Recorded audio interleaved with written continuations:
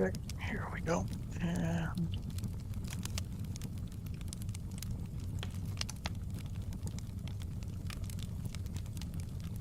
5, 4, 3, 2, 1. There we go. Okay, that needs to be dealt with. Hmm.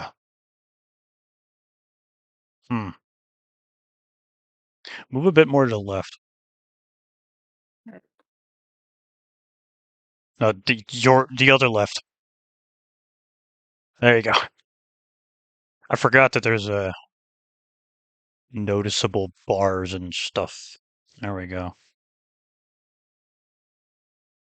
Right. Good. All right. Forgot that, windows and portals into different realms and all that fun jazz. Okay, so Right. here we are in Oh, a facsimile of the flaming moth. Best I could do, yep. more or less. Looks pretty good. I think that's a mammoth skull over the fireplace, though. It just might be. I don't know. I found this somewhere.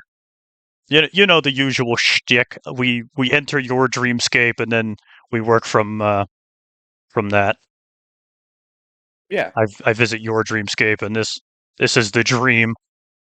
In reality, the flaming moth probably looks like an oak building with small fires. That's about it. Mm-hmm. Probably weapons everywhere. Who knows? I don't know. This is the best I got out of like an hour of searching. Fair enough.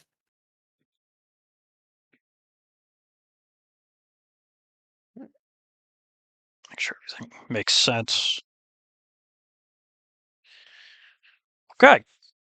So I'm going to give it until the 10-minute mark because I do, in fact, have a birthday gift for you. Choice one. Didn't cost me very much. Don't worry. I didn't go and buy you a yacht. That's another 10 years. But Oh, Lord. you're the ripe old age of 21. That's why you're here now instead of a couple months ago. Mm-hmm. I got to keep that rule just in case, in case Twitch wants to be less of scumbags or more of scumbags. I don't know. Can't. You got to keep a little bit of the sense of Americans got to be 21. Maybe I might have one single British 18-year-old on here. Who knows? Right. 14 when it depends on Germany because apparently the German kids are drinking at 14. So it's rough over They, there. they just might. I don't know. I hear that joke all the time. Is that the German youth are starting basically at birth. The minute out of the womb, they are handed a baby bottle full of hard lager. I wouldn't know. I've never gotten a chance to ask a true German. Right. I've had an Austrian guy. I haven't had you on here yet, Kaiju. Although I don't really know if he's true German. He's closeted German. I'm more just waiting for all your fans and lackeys and the mofflings to show up, whatever the fuck you call them. I forgot. I forgot the terminology Offense. you Yeah. use. Yeah. Offense.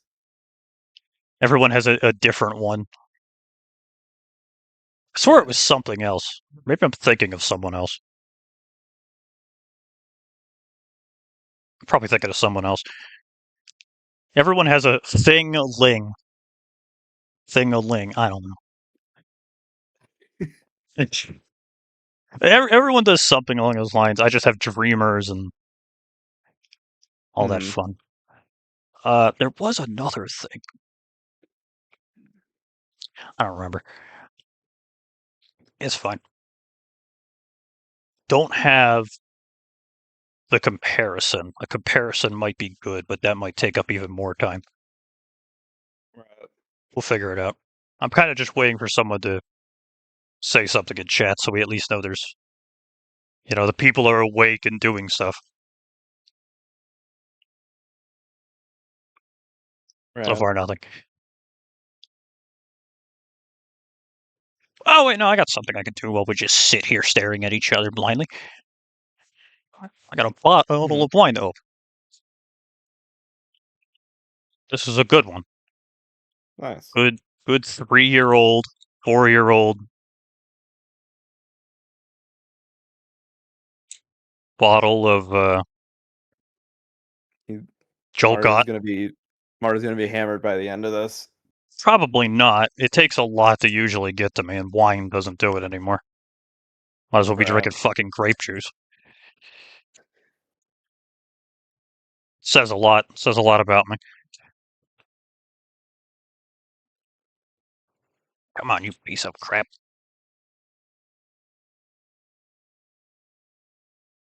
Surprised this thing hasn't broken yet. The decorker, whatever it is. A corkscrew? That's it. Are It's not we really. sure you're not already drunk? That's arguable. Possibly true. It could be in the frickin' water here. I don't know at this point. You live in Philly. There's nothing to trust there. Yeah. Well, Bob has a very good way of thinking about it. In the city, there's always stuff to do. There's plenty of things to accomplish, but most people out there living in the city are just know about eating hot chips and lying. While out here Makes sense. in the mountains, all we can do is drink and fuck each other's cousins. That's really all they do out here. Very upsetting. And fish. There's a lot of fishing. How was that? Usually my mic doesn't pick up the pop, but that was a really good pop. And hear anything with Discord also tends to censor noises that aren't people talking. Like it tends to suppress it. Fuck. All right. Well, maybe it hurt, but it was a really good choice one. Nice. Joel Gott. Where is this from? California. Of course it is.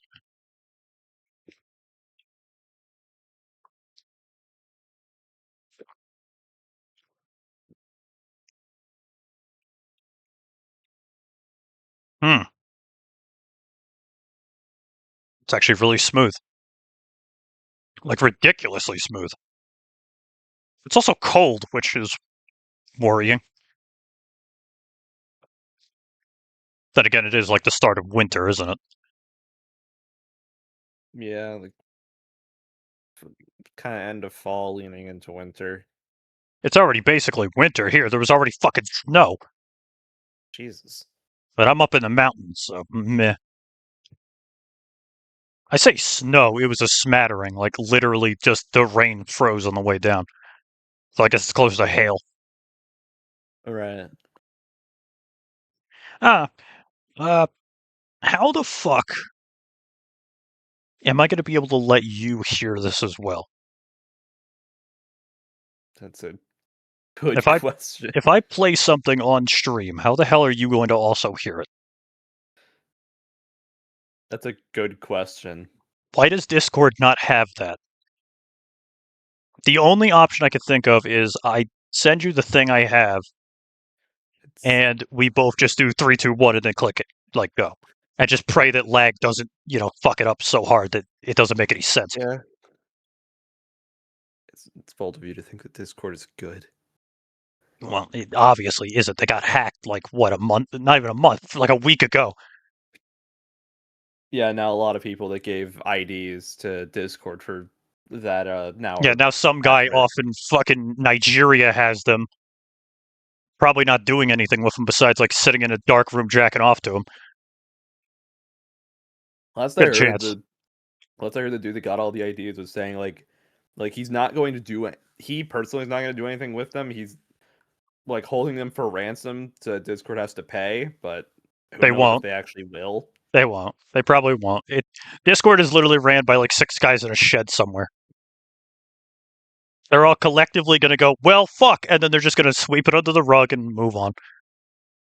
One of them might, like, blow a blood vessel in their head about this, and that's about it. Or who knows? Maybe they will get sued. That'd be funny. That'd I be imagine they beneficial. would get sued because, like, what I'm pretty sure that they do with whenever there's like, you need to use your government ID to verify your age or whatever. I'm pretty sure that there is some obligation of keeping that information protected, and if they just get hacked, refuse to do anything to prevent the data from being leaked, and then it does get leaked, I mean, they can be held how responsible. many times has it happened now that like I Not too long ago, a bunch of people got their social securities leaked because, like, the government is run by old people. None of yeah, them, some of them don't even know how Wi-Fi works. some of them don't even have a phone. We're not even talking like flip phones or whatever. They're so old that these motherfuckers are using gramophones. Pretty sure some of them are older than TV.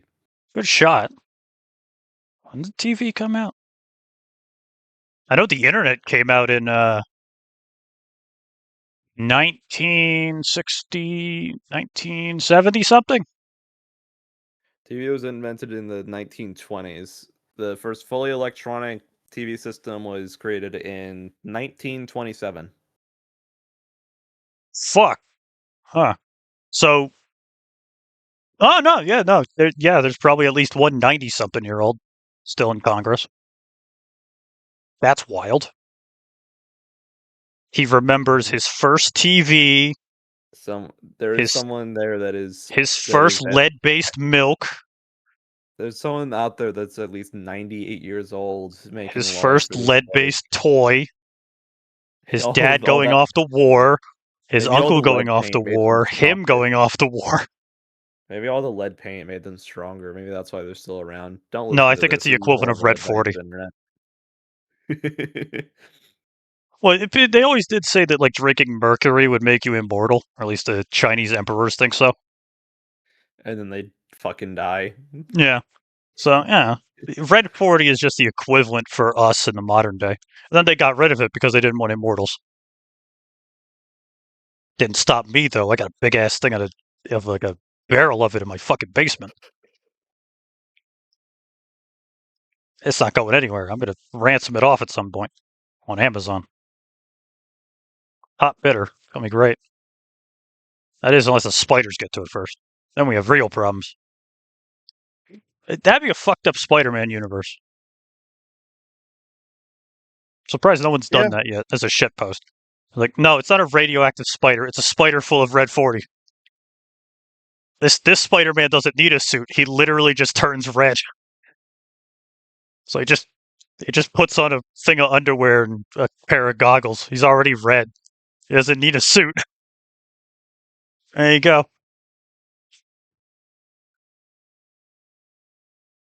Uh, all right, I'm gonna do the spiel. I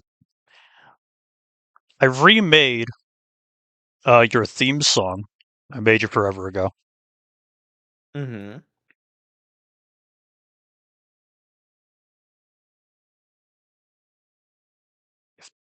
Discord would open. Like we just got done saying, Discord ain't good. Takes 47 seconds to load in. If you're lucky. Yeah. Sorry, we have to route the internet all the way to like the middle of Africa and then back. And then Susan from accounting has to actually look at it and give a fuck. And today she's not doing that.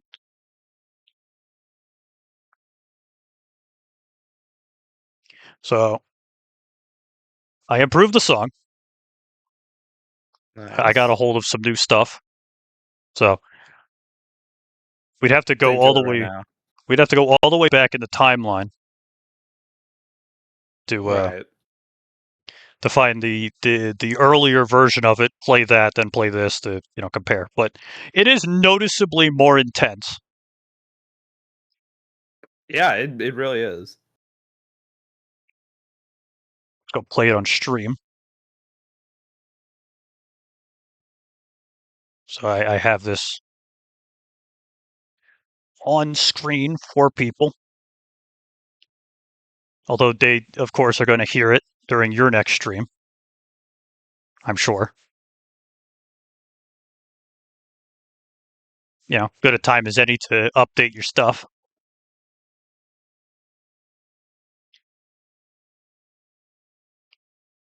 So it's a collective 5.5 minutes Really? of that one Mm-hmm. and this other one,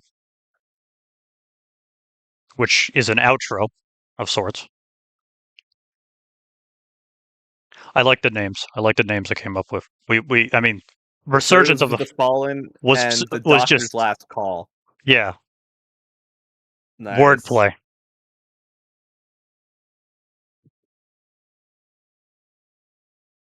Kind of half hoping that some of the Mofflings would be here so they could hear it. They took pretty well to the first time that I gave you the song. Yeah. Everyone was like, fucking head bobbing and shit. That handles one. There we go. Mental's not having it today. The fingers aren't bending. Skill issue. I don't know. Yeah. So the other one is even more intense. Like Resurgence of the Fallen was a very simple idea. A very there wasn't really a Right. whole story. It was written as a song to be a song. The Doctor's Last Call is meant to be a conclusion of a story. Right. Kind of the shit you would hear at credits roll. So there's more there. I'm playing it right now. I will play it when the folks show up so that they hear it. So it's not I'm just not playing it to dead air. Right, right. Seems like it'd be kind of rude to just sit here listening to it myself, seeing as I've already heard it probably 3 dozen times. A lot of key details in there, I like to think.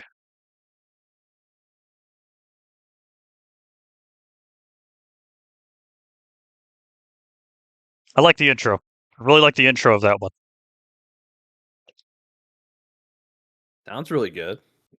I like to think that I caught your energy with that one. Mm-hmm. Like the words at the beginning. Right. That's good shit. I'm really happy how well Yeah. that came out. Definitely. That really gets the energy going almost immediately. Of like what the fuck is about to happen. But collectively the two songs are 5.5 minutes.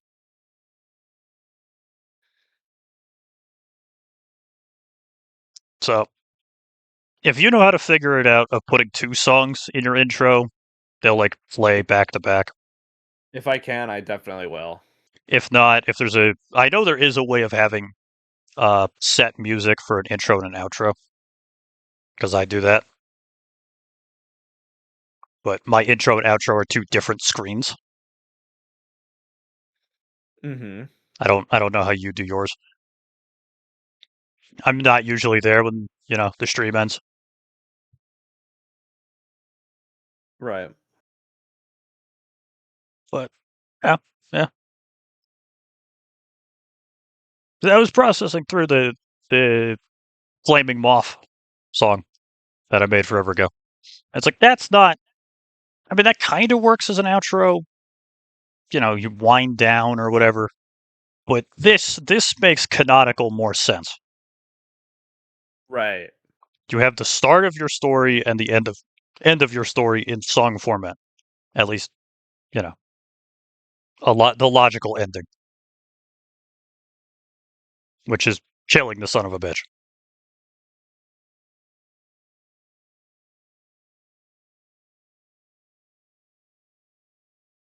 Right? Right. Yeah. When does people actually start showing up to your streams? I know some of them show up almost immediately. It really depends. Sometimes people will not show up for a while. Other times people will show up like right away. Maybe Like it's because it's Wednesday.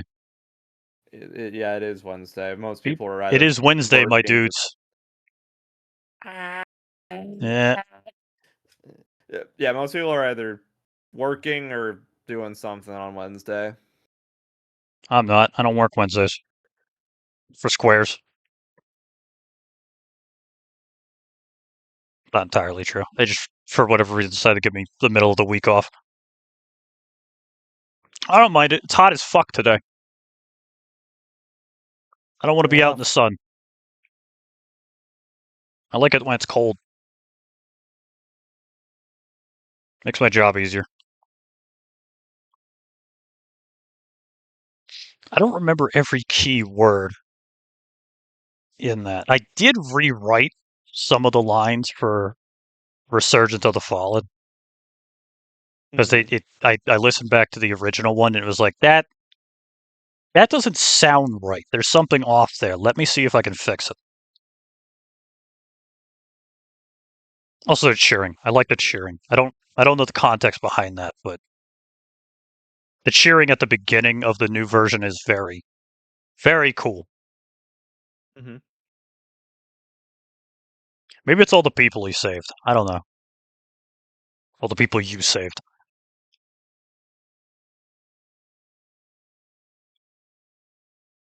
Right. Or maybe there's more to it. I don't know. That's up to you to work with. I'm sure you can improv something with this. Yeah, probably. I'm good at improv. I can make things with little abandon, and then it leaves the tray open to figure it out from there.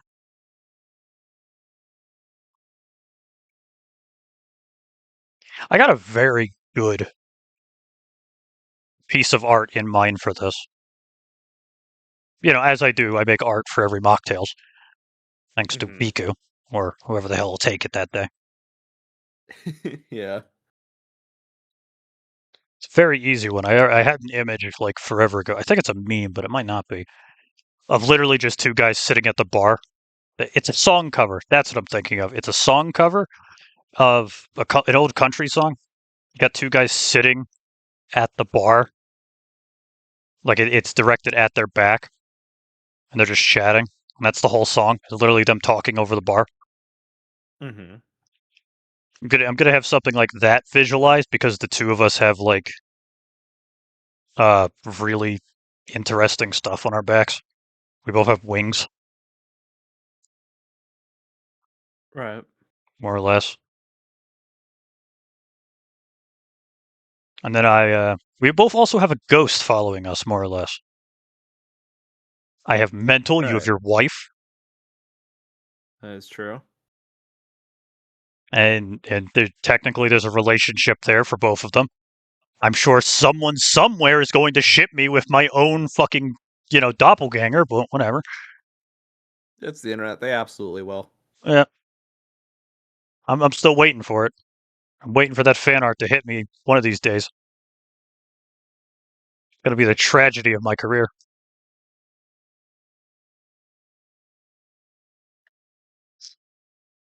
Your career is pretty old at this point, like 4 or 5 years.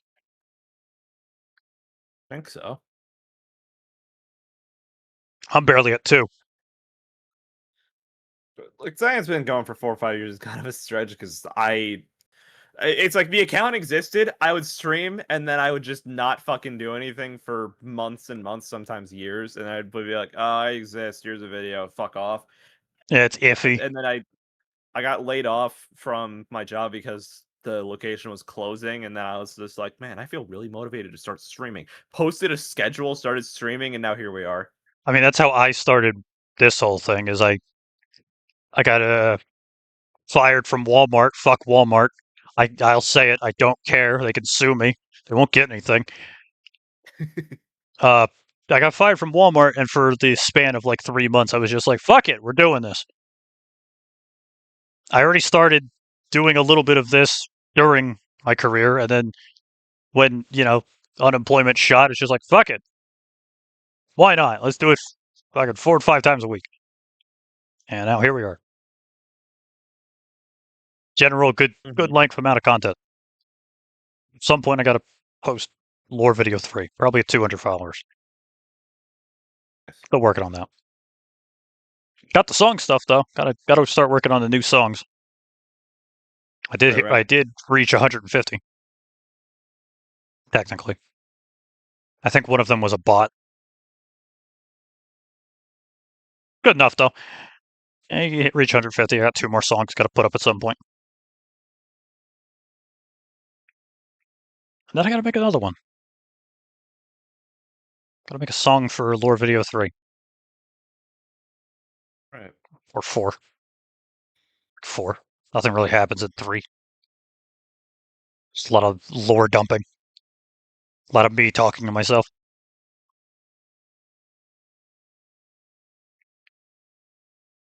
So do you have Hmm? like a concept of why Adam Felina is streaming? Not really. The streaming part isn't really like a canon thing right now because I haven't really figured out a reason like why the fuck would he? That is, yeah, fair. There's not really a easy 1-to-1 there like I have. Being an entity from the code itself, I just have access to the internet, so I just exist. It's more just it's like every other streamer has that context where it's just like, here's the lore of how I exist. No, it doesn't make sense, and no, it's not connected to B streaming. Yeah. It's just the design.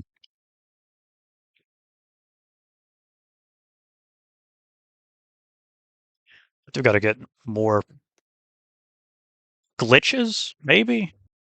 Would it even make sense? That would be a cool toggle, though.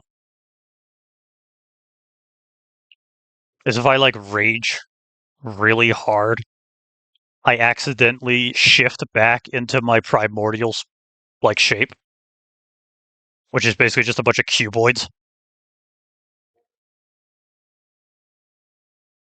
That would be a cool toggle. I wonder if Cinder could do that. A check.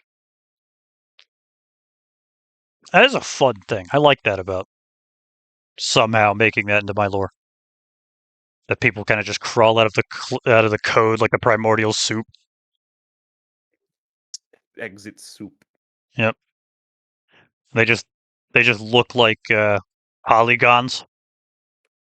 Just a bunch of random fucking shapes in the shape of a thing that might exist. Then eventually they take form one way or another. Usually very abstractly.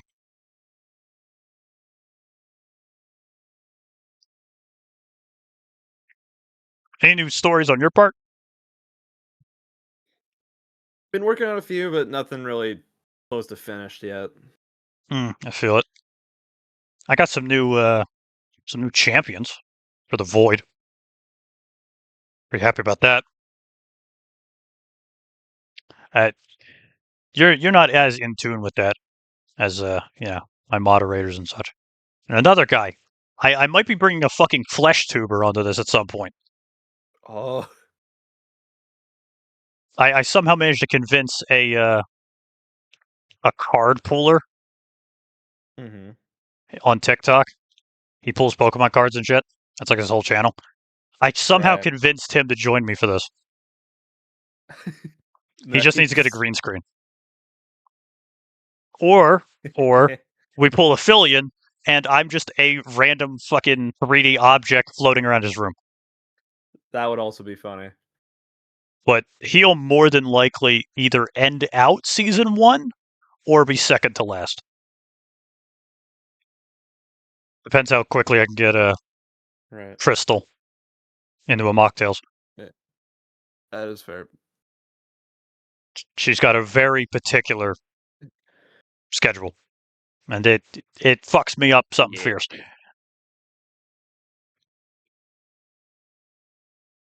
But I'll figure it out, I'm sure.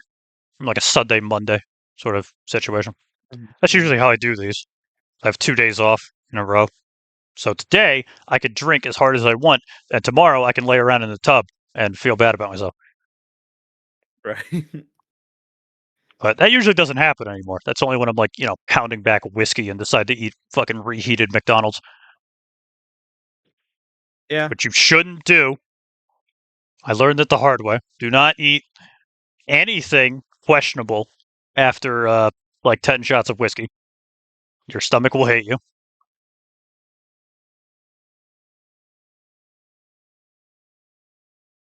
Very painful situation. Very painful. Something I hope you never have to deal with. Hopefully. You probably never will. You're not a drinker.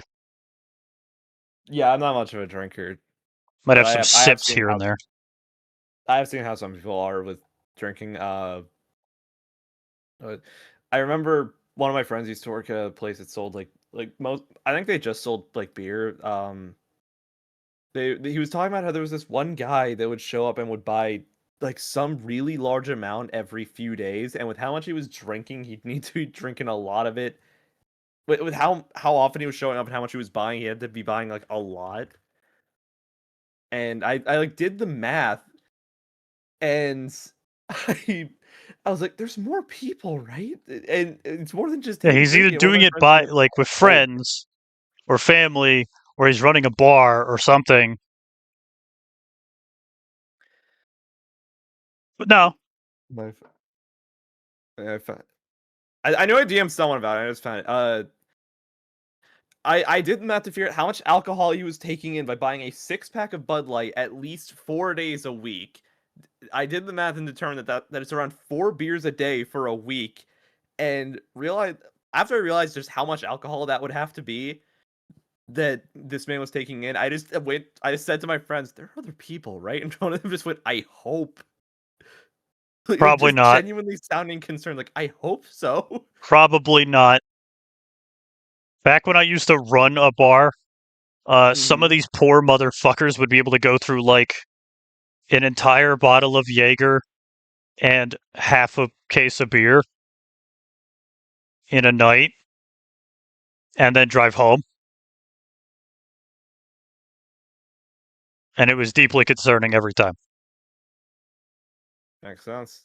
Then again, most of them weighed as much as a car, so That also makes sense. surprisingly, that hasn't like hit me yet. Maybe it's because my metabolism is so good and I'm mostly legs. Maybe. Like I haven't gotten like a beer gut or anything or gained any weight at all. Like it's fucking weird.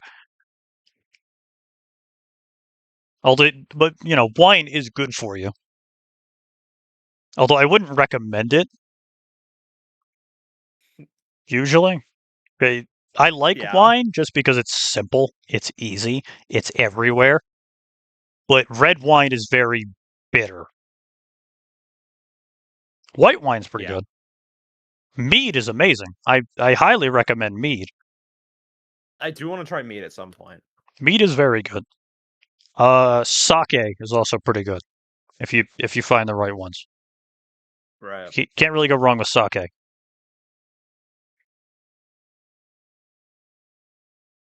And liqueurs. Liqueurs are pretty easy, especially around this time of the season. If you like Right. eggnog or cider or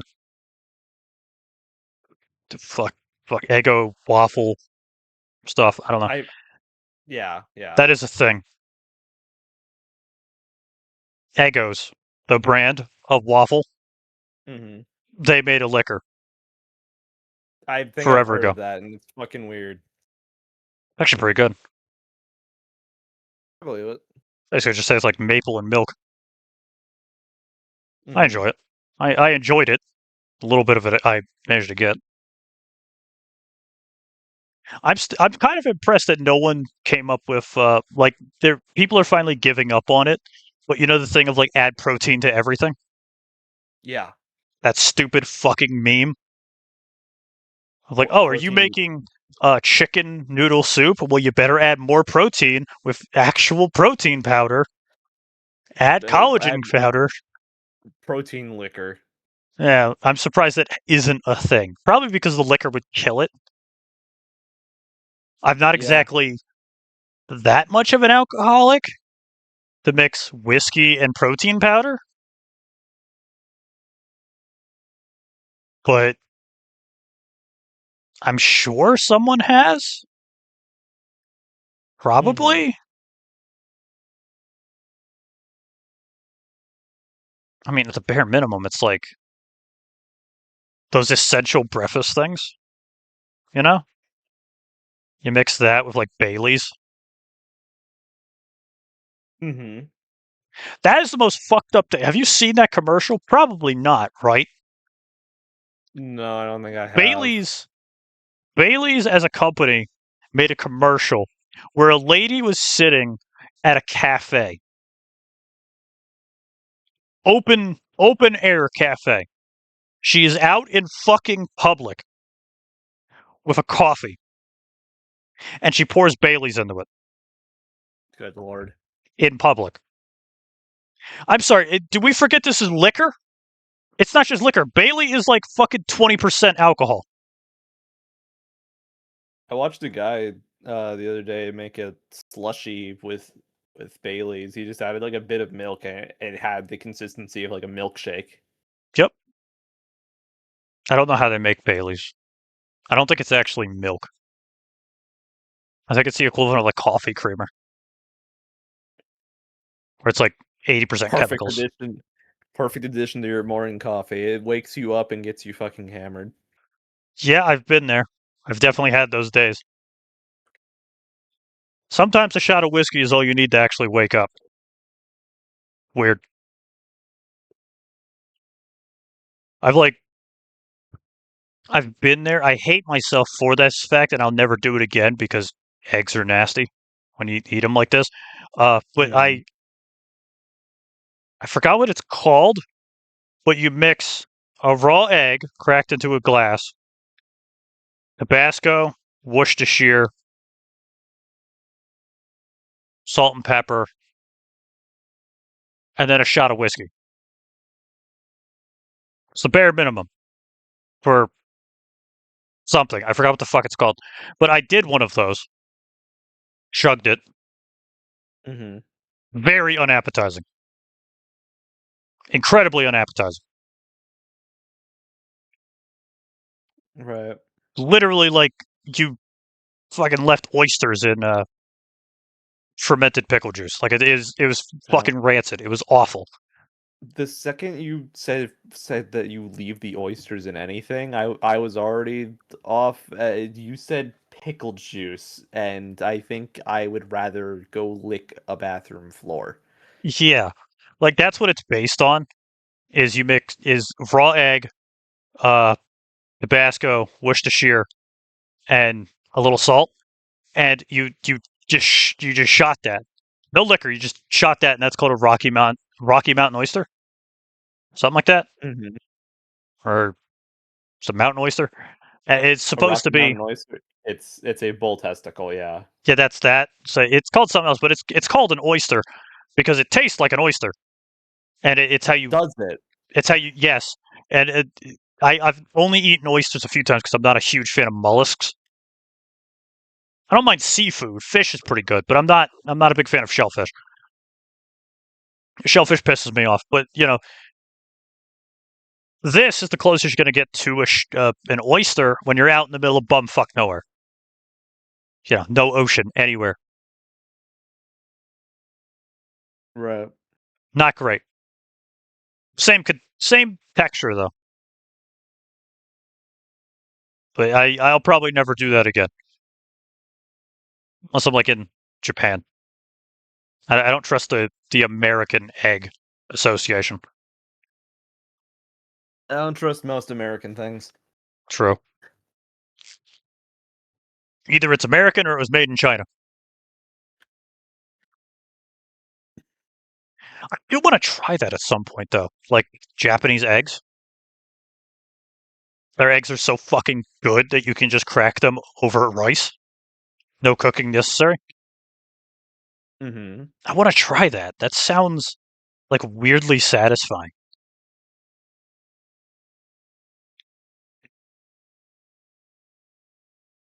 I always hear they get the color of those eggs by feeding the chickens chili. It's like does that Mm-hmm. impart flavor? Is the I think egg it's just something spicy? that's. I think the chili flakes is just something that's good for the chickens. Yeah, they don't have the What ability is to it? taste heat like we do. Improved immune function and increased egg yolk color. Yeah, I'm for So it. it basically it's just healthy for them.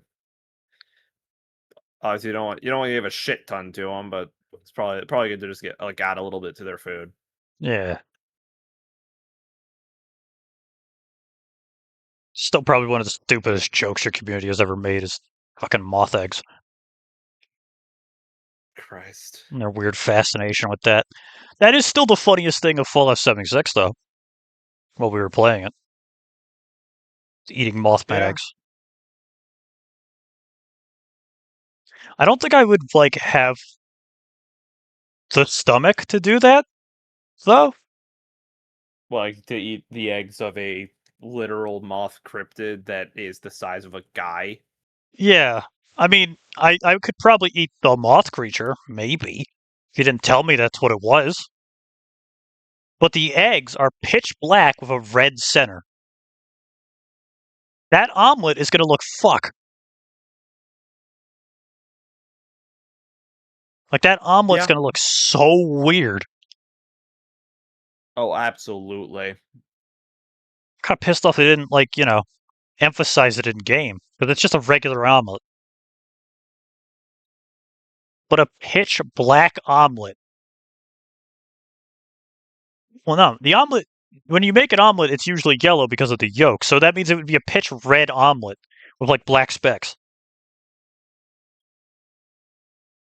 It'd be like a crimson color.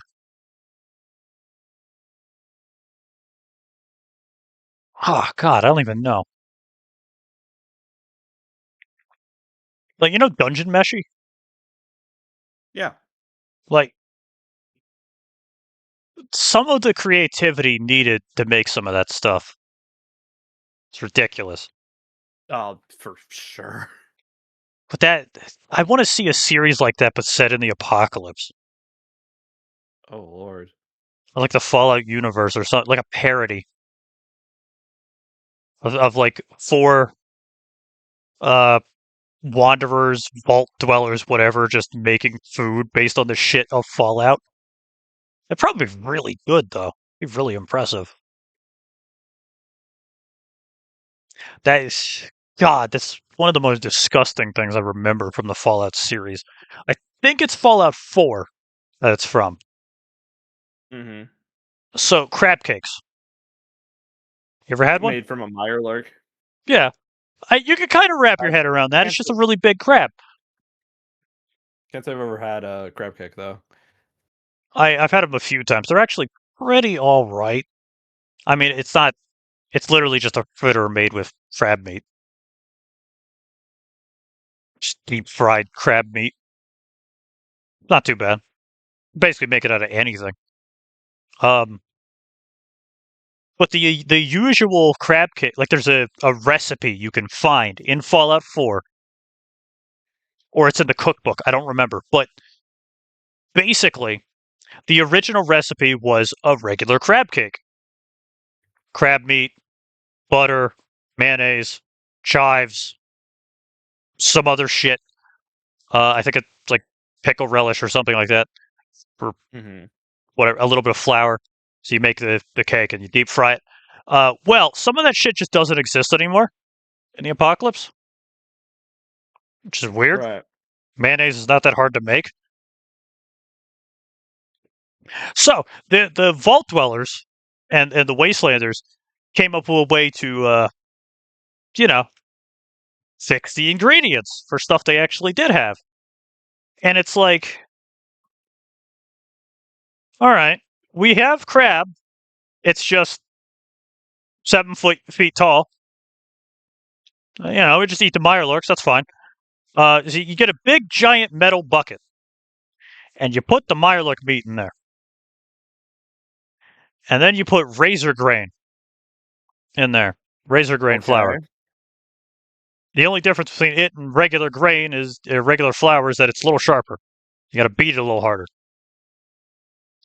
and We don't have chives, so just like take any herbs that you have somehow managed to grow, throw them in there,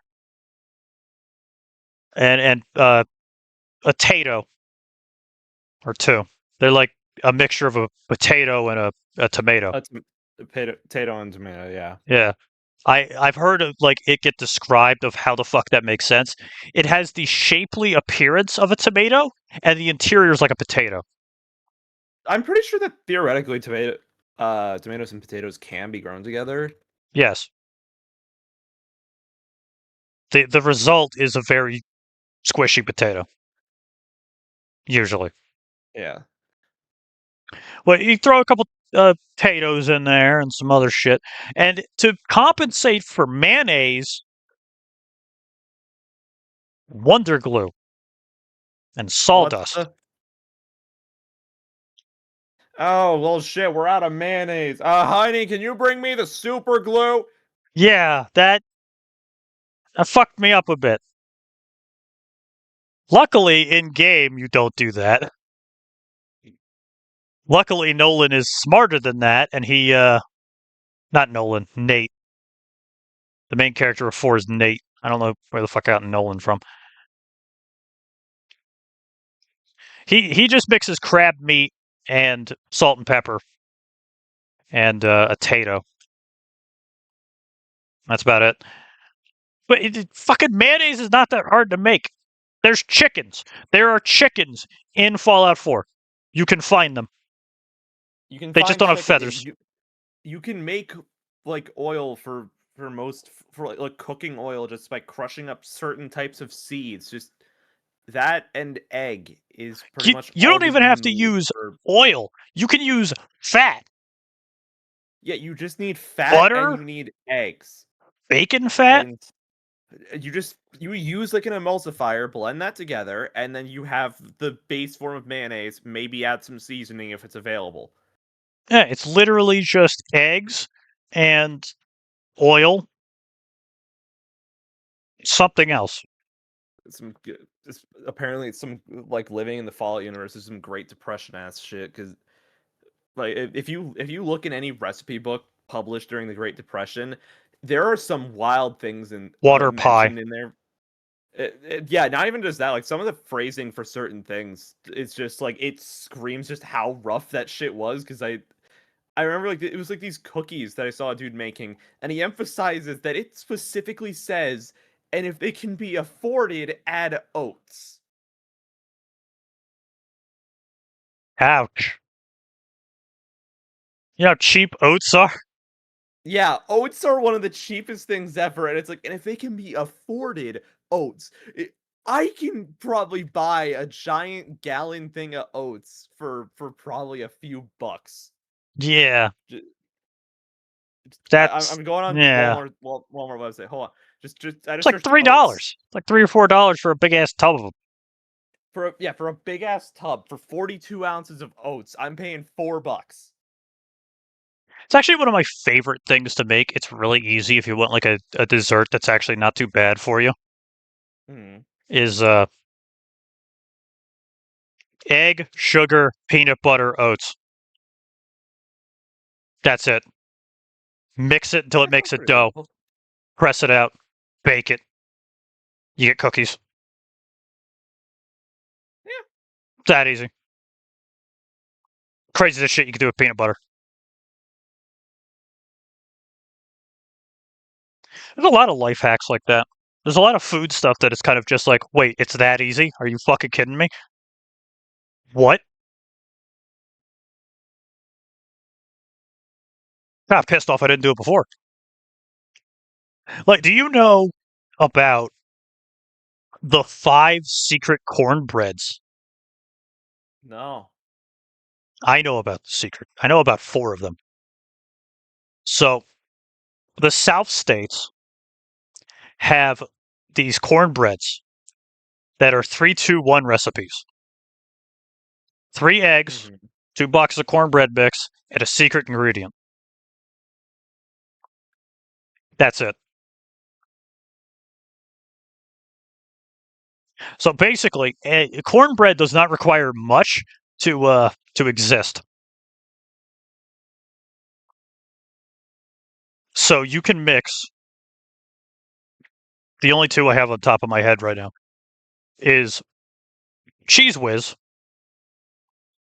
If you mix Cheese Whiz and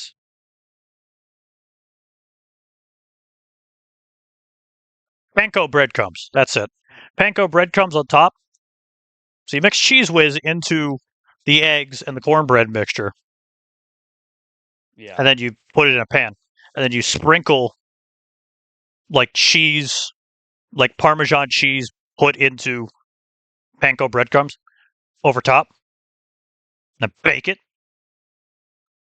Amazing shit. Truly amazing shit. Like it's that easy. There's an even easier one. Sloppy Joe mix.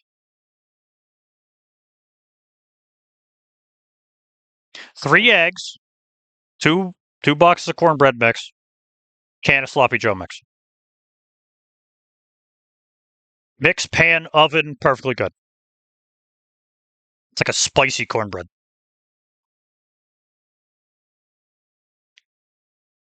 It's delicious. It's very good. Actually, kind of made me pissed off back during the bar. I figured it out afterwards. We wasted a lot of money on food. We easily could have just sold empanadas Mm-hmm. or like you have the Walmart thing app open, or you did. Yeah. Burritos, frozen burritos. Frozen burrito search for a 4 count of them. It is $7.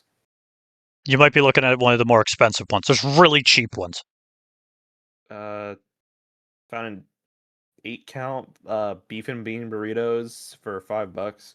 Yeah, there you go. The Great Value brand burritos, you can buy like a whole ass bag of them, of like Yeah, 16 of them, 382 motherfucking, for like I, $7. yeah, 382 for 8 of them. Yeah, and I figured these people are drunk already. They won't know the difference.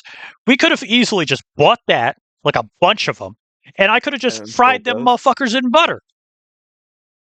Hmm. Just microwave it so that it thaws, and then you fry it in butter. So it's crispy. 3 of those when you're drunk as shit is like amazing. That's what everyone screws up about them. They're microwavable, yes, but that makes them all squishy.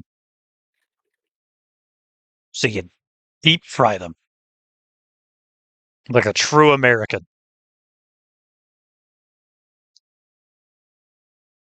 The true American diet. You deep fry everything, including your own shoes. The true American diet of butter.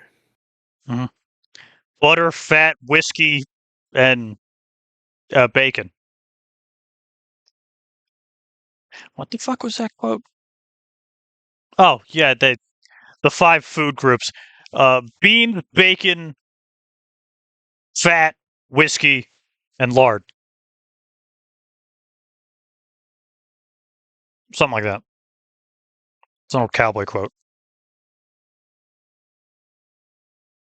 I think it's from Atlantis with the one Yeah, like that was like it.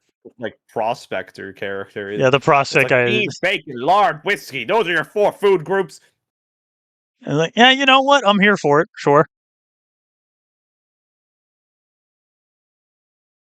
I mean, fuck it. If you're out there in like the old west, that's definitely what I would be happy to have. Like a stew made of hunted game and a bowl of beans and bacon Mm-hmm. and like a decent sized glass of whiskey. That sounds like a hell of a meal. That's something you would like to go back to the bar after like committing multiple legal homicides to enjoy.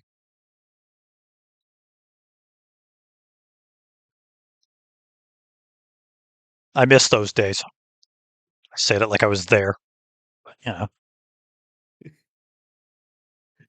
He was there, everyone. He watched it when it all happened. Yeah, I was there. I was in the saloons. True cowboy. He was in New York during the month of September 24 years ago. Fuck you. I still remember that day. I was alive during then. Fuck, I forgot that you were. I'm 27. I was actually alive. I was 4. My mother has a horrid story about that too. She Most of my family doesn't really give a fuck about news and stuff, but she was like laying on the couch trying to have a nap, and I was like 4 or 5 years old, and the news was on for some reason, and a plane had just hit the tower, and my 4-year-old self looked at the TV, shook my mom, and went, "Mom, look, they hit the tower! A plane hit it! Look!" Like, what the fuck are Oh, you on about? She rolls over and watches the TV, and I'm just standing there watching. We're just watching it, and then the second plane hits, and we're just both standing there, just, huh? good God. This is gonna fuck up the price of fish. We really didn't give a fuck, but it's a national tragedy. But everyone It was a has them. national. It was a national tragedy of like damn, this happened and I still have to go into work tomorrow morning. Well, that's capitalism for you. I mean, I don't know how many people we lost during that, but I feel like a majority of them are kind of just tax brokers and emissaries, I suppose. Uh, We lost a lot of ambassadors, I just think. just under 3,000 people. Just under 3,000 people. That's a Two drop in thousand a nine hundred bucket. seventy-seven. I thought there was more than that. Holy fuck. Still a lot of people. It's like Yeah, very unfortunate for them to pass. that fucks up an entire Uh, generation for a couple of months, but I thought it was way more. very tragic loss. Like a lot of people, like 5,000 people some. died during the fucking tornadoes of Haiti, Uh, I think. yeah, that is true. That's really a lot more people have died in other tragedies. Like this, I feel is especially fucked. Is like there were just like this was a genuine like outright attack, and a lot of those people on those planes were just ordinary people just trying to go on a trip or something. Yeah, a lot of more people. I don't think it was more people. I don't know how many motherfuckers were in that building, but more people died from the immolation and the buildings falling down and the smoke Yeah, and than I'm being pretty in the sure that building. at this, I'm pretty sure that at that period of time, a lot of buildings still had asbestos in them, so that probably Yeah. aided in it. So the entirety of Uh, New York for like several blocks was just covered in asbestos. Also, fun fact: Seth MacFarlane, the dude that made Family Guy, was supposed to be on one of those planes. There's a timeline where the creator of Family Guy is dead and has been for 24 years. And we would have been better off probably. Those shows are not good. I mean, it's peak like basic fuck comedy. Like I hate to say it, but Family Guy is the Tom and Jerry of modern day. Tom and Jerry actually felt enjoyable. The Family Guy just feels like they do the same 6 bits and then make Well, fun of now they other do. shows. When the Mhm. series started, it was pretty all right. Yeah, it was pretty alright at the start, but it's been going on for so long that half of their jokes is just make some racist joke, make a like do a cutaway gag that makes literally no sense to what they're talking about, or make a jab at another show that is considered like an adult cartoon. Yeah, although South I Park is still relevant. They always stay relevant because their yeah, they whole thing made is satire. I know they made jokes at South Park. I know they've made jokes at Rick and Morty, probably American Dad. It's made by the same Yeah, people. For some reason, a lot I of think it's because Seth moved on. I think that was the main reason. for some reason they've made a lot of jabs at other movies that Seth has worked on. I think the only one that I can think of that he hasn't Yeah, because they're done running jabs out at of is Star. material. Yeah, they've had his character specifically make jabs at a few of the things he's worked on that I think were pretty good. Uh, there was a skit where like Peter just gunned down the TV because it's like, and now we return to the Orville. and then they made a joke of, like, how it kept him away from working on Family Guy. And they were like looking for a movie. Quagmire's like, A Million Ways to Die in the West. No, thank you. I thought that movie was funny. Yeah, I didn't mind it. I don't know. I genuinely, I just think like a majority, like if anything goes on for more than 2 years, it's morally bankrupt by then. Yeah, Usually, like the human brain can't comprehend making something for that long. Usually, that's kind of why I can't stick to the same story for more than a week. Got to keep the brain yeah. active. Sometimes, like, going on for as long as these things have gone, it can work. Like, look at One Piece. That shit's been going on for decades now, and Oda is still going. That is true. Although the story isn't like 25 all years, holy inspiring. shit. It's not all inspiring. Like there's no like But I mean, he's not like technically, philosophically, poetically, rewriting the wheel. He's just like it's an adventure. It's that action is based. that is true. But have you seen how many places have been protesting using Luffy's flag? Pussies, get over it. No, like Figure a out a lot of better countries, alternative. I don't know. uh, a lot of countries with like really corrupt governments have been using the Straw Hat Pirate flag as like a sign of protest. Yeah, I And would too. what's even better is that they are actually like. Did you see what happened in Nepal? They literally chased the government out, Yeah, fuck them. and then they voted on the new prime minister in a Discord server. Yeah. So, all right, some of these countries are actually just jokes.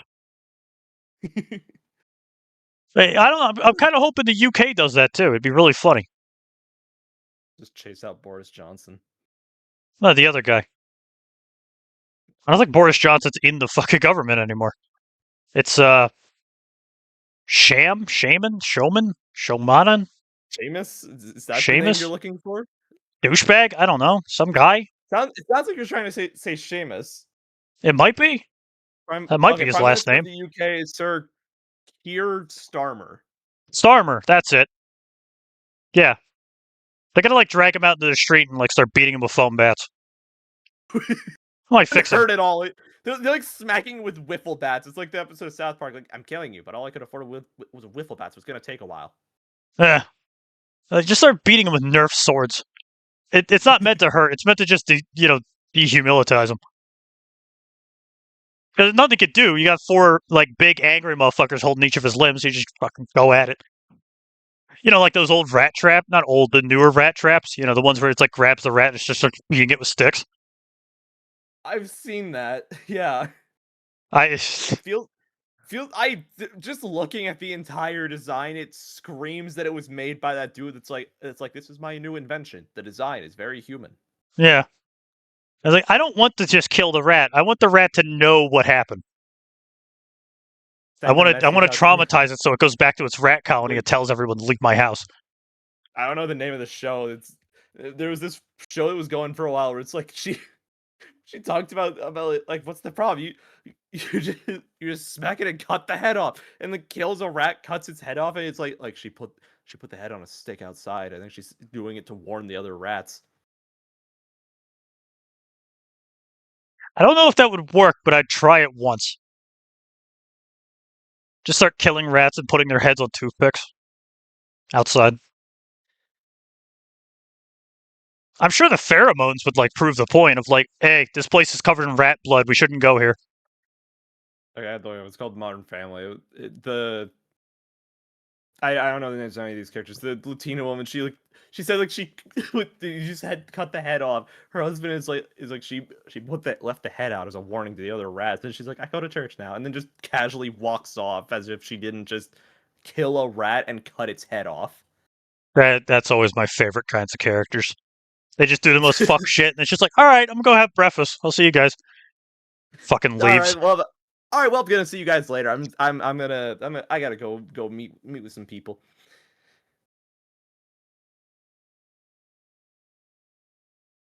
I did a bit, and I completely fucked up my standing angle. Hold on. There we go. sometimes the bit doesn't work. I don't know. Walk off stage right.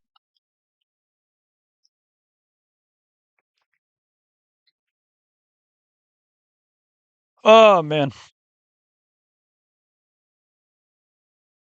I thought of a really interesting idea though for a character. Mm-hmm. I'm really getting into this character. I gotta give it a bit more time. I need to bring Cash back on to discuss it a little more.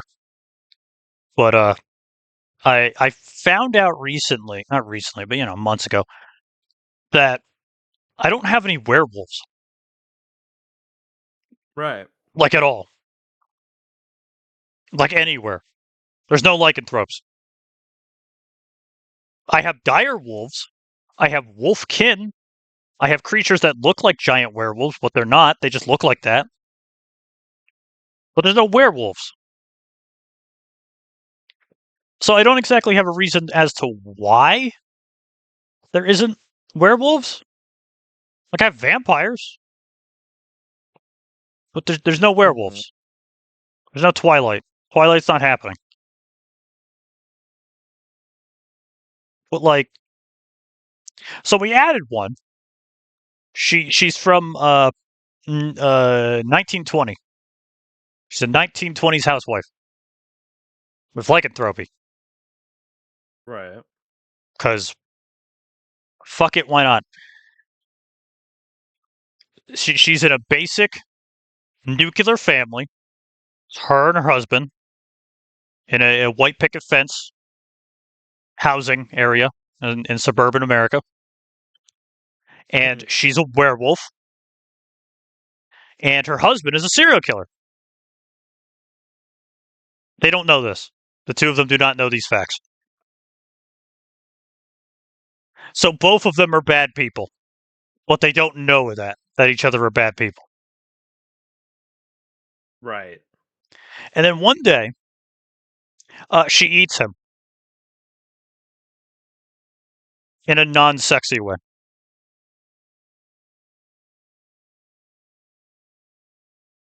Yeah, she just eats him. She like turns to a wolf at one point, Mm-hmm. and he gets home early from work, and she eats him.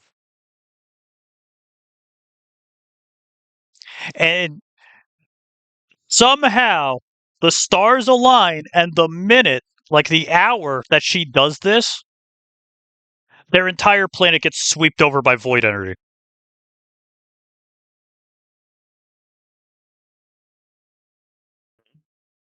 Which, if you don't remember, Void and the Monarch and such, my main villain, has the ability to basically like assimilate things into his hive mind by force through Right. magic. And this event happened where she ate her husband right as he took the whole planet,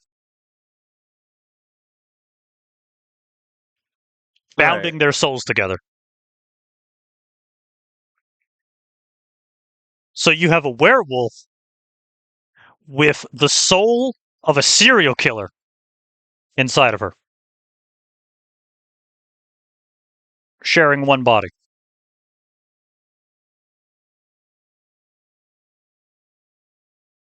Very cool. Hmm.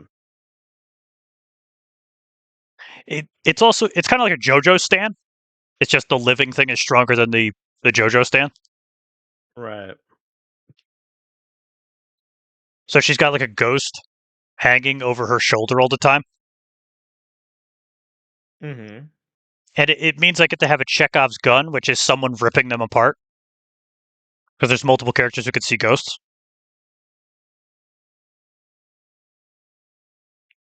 That's the scene I need to talk to Cash about.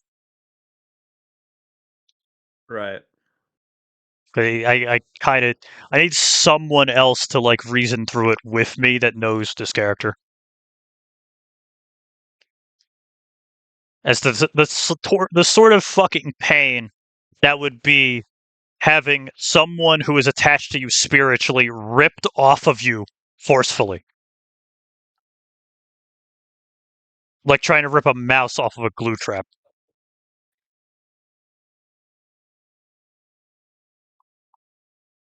Mm-hmm. Must be a really busy Wednesday. Yeah.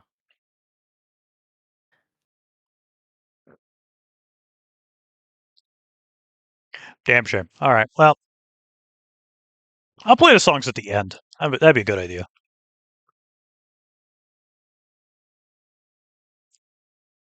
During the outro. In case no one shows up, just to have them. That's where they'll be. Right at the end of the Mocktails. Mm-hmm. Uh oh yeah, I made a I've been making a lot of not what if, what do you call it? Like mock-up characters Right, right. for a bit.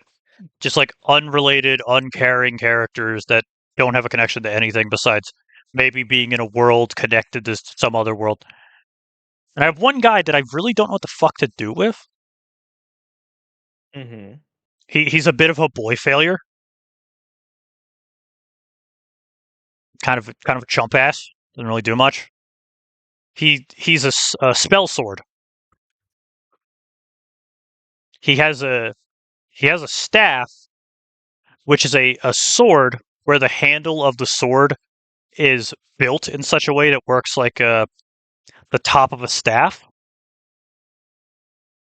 Like Mm-hmm. the handle of the sword is a altar for magic, and the sword is in a sheath, and it's locked in there, so he can't get it out of the sheath because the blade of the sword is cursed. So it's been sealed away inside the sheath, and that's where the staff gets most of its magic from. Right. So his father gave him that, and he uses it as such as a regular staff, but also like beating people with it. Mm-hmm.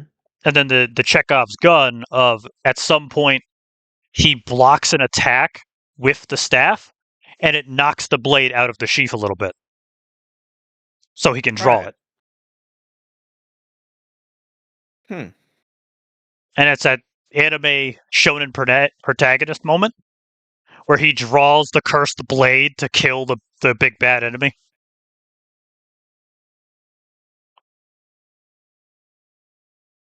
I have no idea where to put him. No idea what the hell to do with him besides just having that as a concept.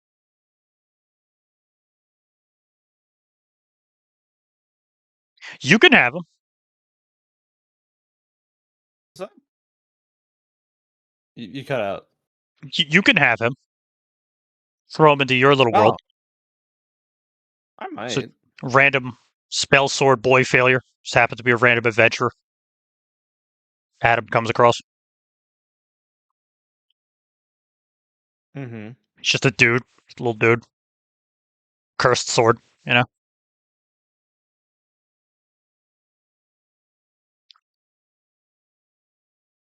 I love those moments. Those are always my favorite moments to write when the character reaches the fever pitch, the climax Mm-hmm. of the knowledge of what he has. Those are always fun. Right. Same reason why I like the ending in my mind at least, the ending visuals of your like the logical conclusion of your story Mm-hmm. is Adam's been going around doing shit, getting stronger, collecting favors from other gods for like fucking 2 centuries or whatever. And then he finally finds the fucker.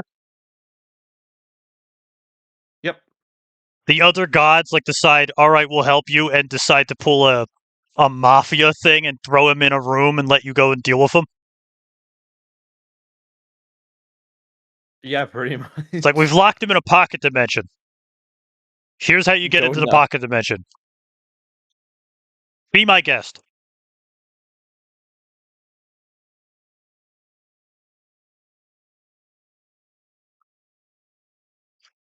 What if it's a God of War thing? You kill him, and you take his seat as the God of Tricks,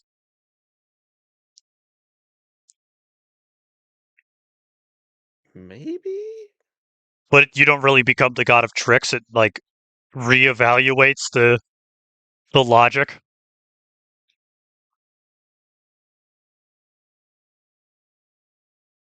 Like he wasn't actually the god of trickery, he was the god of whatever, and he just used it for trickery. Maybe. Like he's the god of deception, which means you gain the ability or the concepts of reality around deception, which means stuff like stealth and lying and uh, other things. I'm definitely gonna keep it in mind. That's really interesting. That fully reveals your abilities after killing him. Gains the ability of like overshadowmancy and Assassin's Creed shit.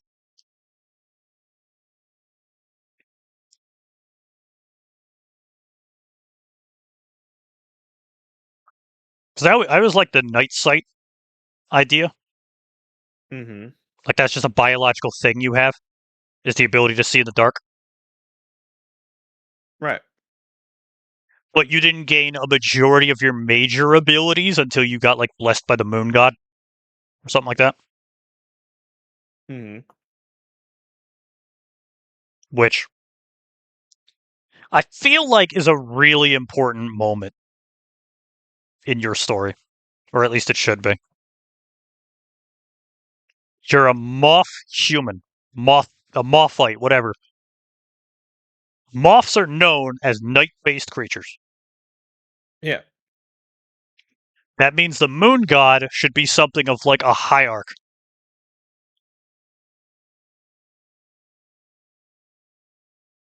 And that's a perfectly good moment to explain your heritage, is to have her explain it to him.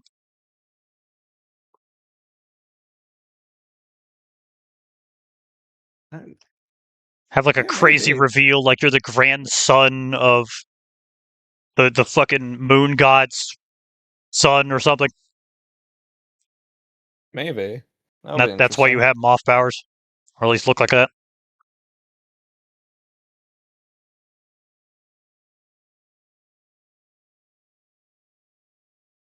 Like you're actually a relative of the moon god. I'm definitely gonna keep it in mind. It sounds interesting. Definitely a way to play it. I mean, I remember you saying it yourself to me at some point that you're the only one of your kind,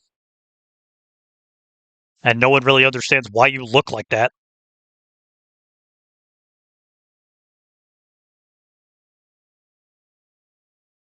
Definitely gonna keep it in mind. It feels like it could be a good idea. Do you have a kid?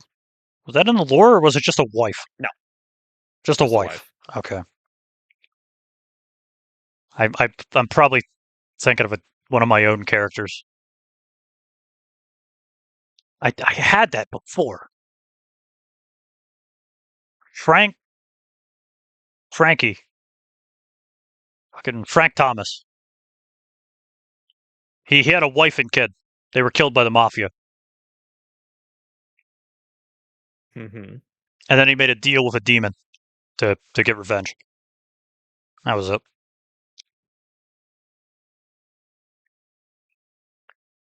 So, dude, that's an interesting concept. That means like after that moment, or just in basic context, uh, if Adam Felena is a bit of a not really religious, but in those contexts, you would see moons as sort of a religious symbol. Mm-hmm. That's something that keeps him safe. He's stronger during the nighttime than the daytime. Maybe. I I can see it working. Yeah. Or at least he has an upper's advantage against people during nighttime. Kind of hard to fight someone in pitch black darkness when the other fucker has natural night vision. Very true. It's probably exactly why he uses a lot of precision-based weapons. Imagine being in a pitch Yeah. black room looking around trying to find this, and you just see a pair of yellow eyes looking at you, and then suddenly there's a fucking thing through your neck.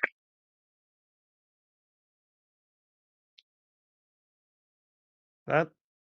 Yeah. That definitely works. It also makes it a lot easier. It's an assassin's weapon. That's what the rapier was made for, like, honor and all of that shit. But it's also like one of the most delicate weapons in the world. It leaves one of the smallest wound holes possible. Right. And I don't know if that's entirely true, but I've seen it somewhere where it's this idea that if you stab someone through the chest or the neck or whatever with a rapier, no one can really tell what the fuck happened because it's just a needle point, or like it's a Right. really weird shaped hole. Like the blade Right. is so thin that it's kind of just like it doesn't make any sense. Mm-hmm. Also, stabbing weapons throughout history have always been horrifyingly effective. That's why I carry a halberd.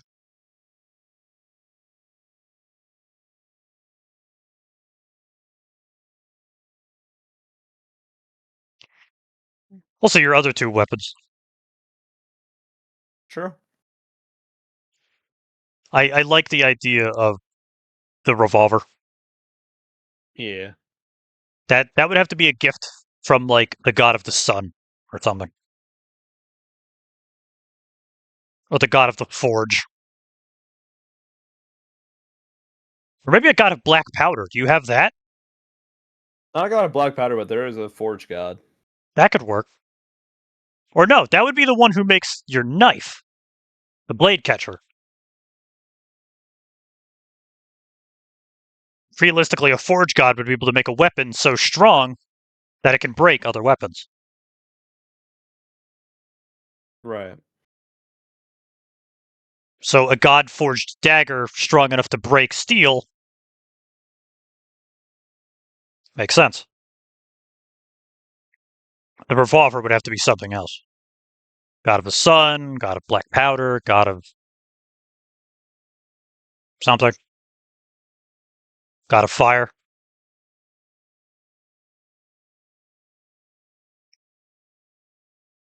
a god of alchemy.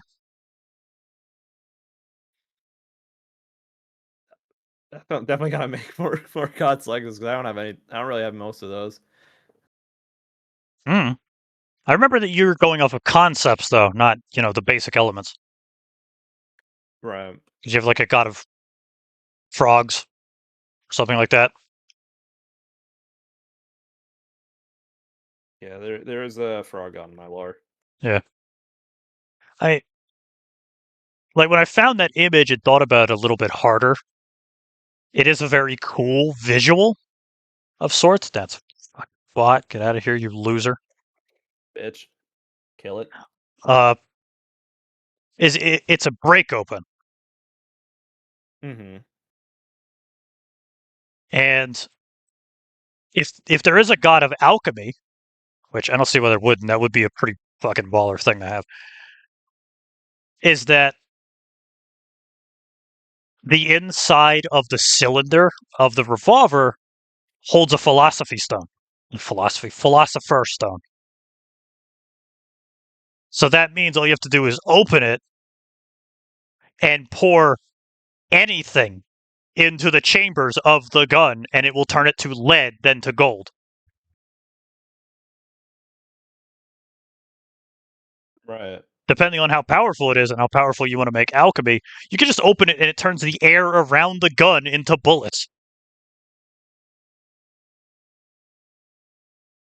Like condenses the element of air into iron, then into gold.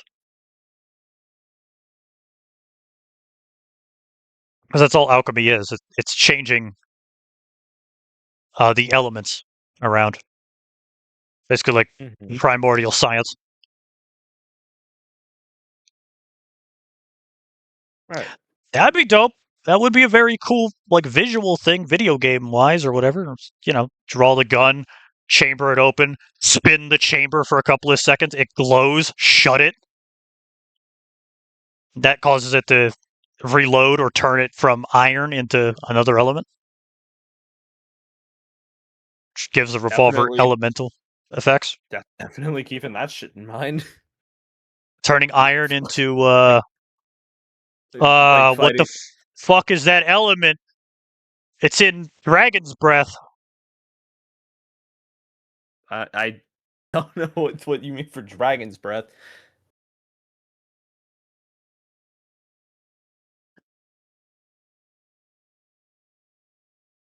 I don't remember the name of the element. Starts with M. There's a metal that when it hits Metal. air at high speed, it combusts.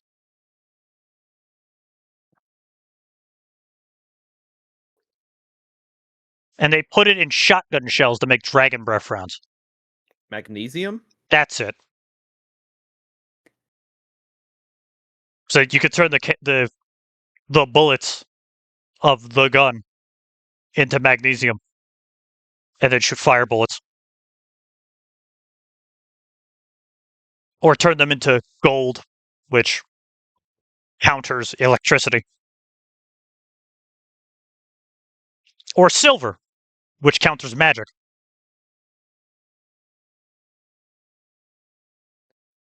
Yeah. I, honestly, might just like go make this cannon now because that's a really good idea. I mean, that's why one of my characters carries around a revolver full of lodestone silver bullets. It is the easiest way to piss someone off who is a magic user. Is shooting them in the chest with a handgun, and immediately they can't use their magic anymore.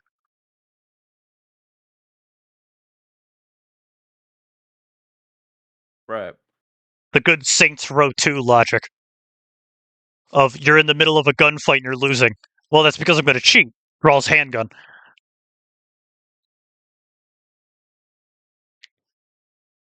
Probably one of my favorite scenes from Saints Row 2.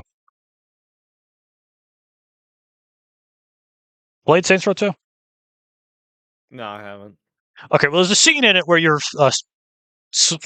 you're sword fighting a guy on a boat, samurai swords. He's from the Yakuza, something like that, and he disarms you. He knocks the sword out of your hand and knocks you to the ground and points your head. It's like, do you really think you could beat me in a sword fight? Like, no. And he draws his handgun and shoots him in the chest. That's why I'm gonna cheat. Because you're a gangster. So he just draws he just draws a handgun and just shoots the other guy in the chest. Like, fuck made you think I was gonna be able to beat you in a sword fight? It's the easiest way to win any sword fight. Draw a gun. The medieval people figured that out. It's really hard to sword fight someone with a fucking musket.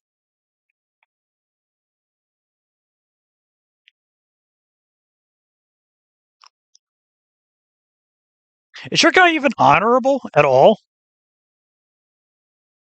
Yeah. Like he's gentlemanly. I get that part. Like But is he actually honest to God honorable?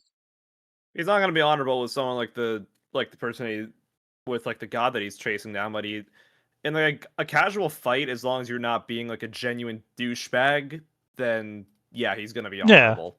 Like if we fought, then it's Yeah, just, if we fight, blades. if we fight, he's gonna fight fair. But if it's like some dickhead If he's where fighting it's like like bandits, or like he got usually he's just jumped. gonna usually he's just gonna fight them enough that they fuck off or disarm them so that they can't keep fighting him. I mean, he's having a bad day. He hasn't eaten in a little bit. And he comes across like six guys with blades, and it's like, I can't fucking be asked. Draws revolver, chambers it with magnesium, shoots the first guy. Jesus Christ! Everyone else runs off. Like, I fucking can't be asked today.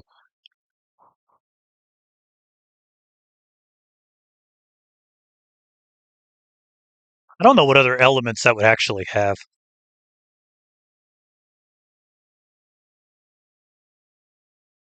Carbon, maybe. Diamond tipped bullets. Shoot someone in the chest with a fucking diamond projectile. Really, you could do any element on the periodic table.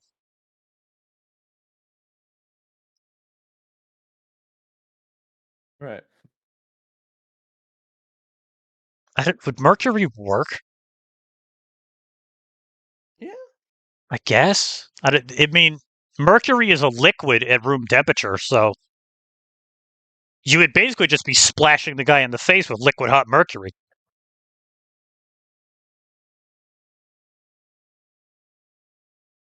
BT's here, by the way. Hi, BT. Yeah, no, that would be equally as horrifying. Turns the revolver into a shotgun, basically. Yeah. You chamber it with mercury rounds, which keep their shape because of magic. And then you just shoot the guy in the face, put like a couple feet away with like a splash of mercury. Good job. Your entire face is now useless. That is liquid hot metal that also has fucking cancer properties. You're screwed.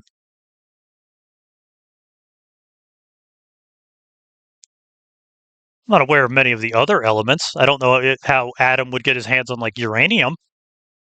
But if he found out about uranium, then, fucked. Instantly. Cancer revolver. Yeah.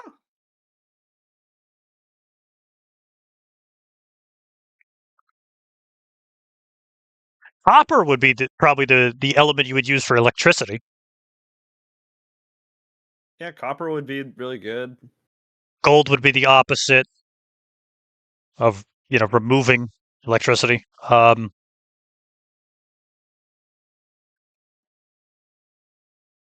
a lot of elements. It's a hell of a lot of elements.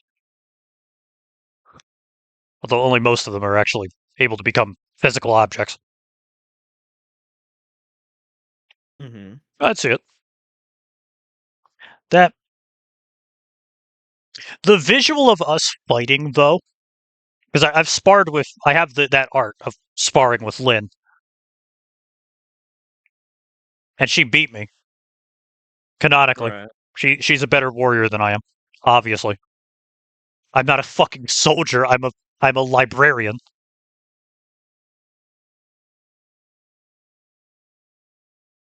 But that would be a very interesting combat, I think.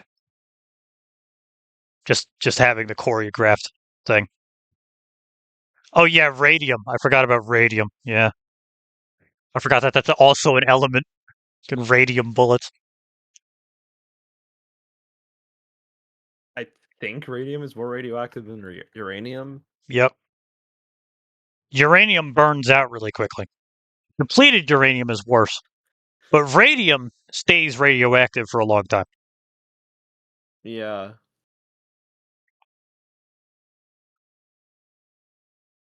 But the visual of like I don't like using my dagger because that's Mental's weapon. It's also poisonous. Like it's Mm-hmm. laced in cyanide.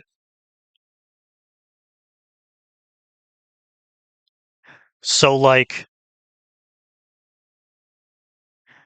I have the head cannon that I did not allow Mental to step in when I was fighting Lynn,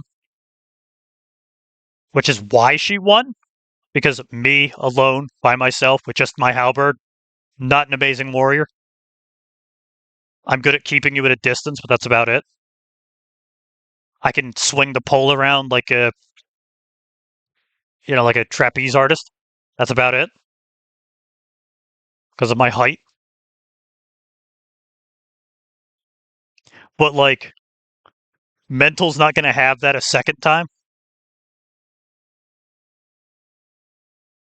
So we duel and you're winning because I believe you'd be a notably better fighter Probably. since you're doing nothing but fighting and I'm sitting alone in a library drinking. Yeah. So you're winning that fight and actually get a couple hits on me, fuck my suit up, and then suddenly my eye changes and I just Mhm. suddenly out of nowhere swing this fucking dagger at you backhand, Mhm. this big ass red knife, and all of your instincts are immediately like, oh fuck, don't get touched by that shit, and catch it with your dagger. I would probably like parry it, yeah.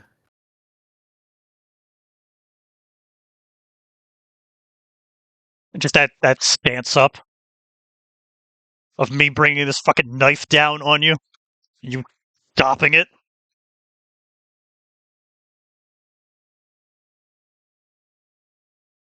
That's good shit. That's really cool visually. Somehow disarming me.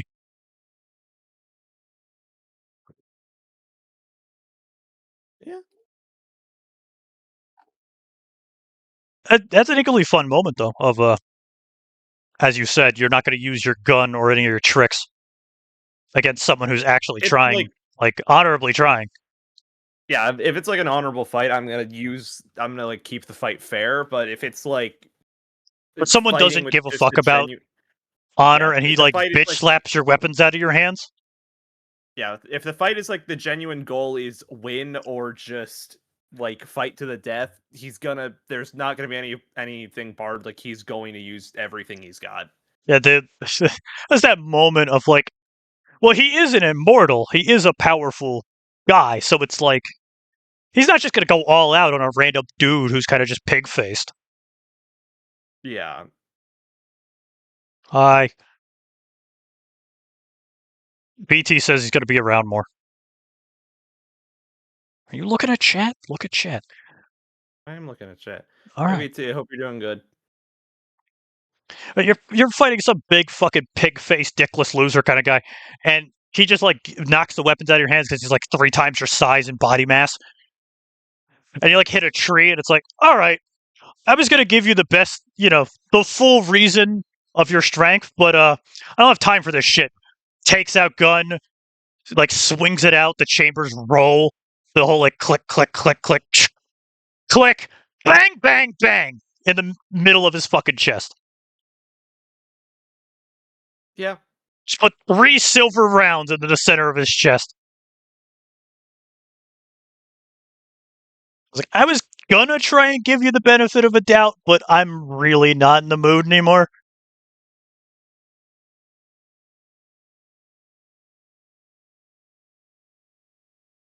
Fighting the goddamn blob. I don't know. I did get to check on that though. The video that's now never probably going to be released because I can't be asked. But spending an hour and a half dicking around with a rapier. Not like I Right. haven't before. I used to take Herma back in college, but you know, refamiliarizing myself with it.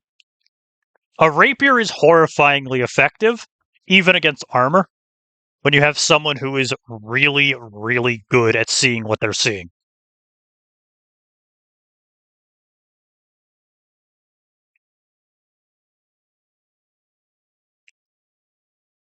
Like I don't know the power scaling you want to go off of for yourself. I don't really had like the goal of power scaling. It was more just kind of like do the fights and like let someone else do the power scaling. Yeah, Like the death battle stuff, how it's like they kind of look at feats that the characters have done and it's like this is what they're capable of. yeah. So unless proven otherwise, Adam is like above human, Oh, absolutely. Like maybe I like most building level. probably I haven't quite figured out like what he can do, but because I haven't Yeah, focused too much on fights, but like most like a number most adventurers and stuff like he would handle fairly easily. I mean he's also immortal Deadpool style, so it's not like Yeah, fucking building a collapse on top of him. He'd be fine. bit pissed off. That's about it.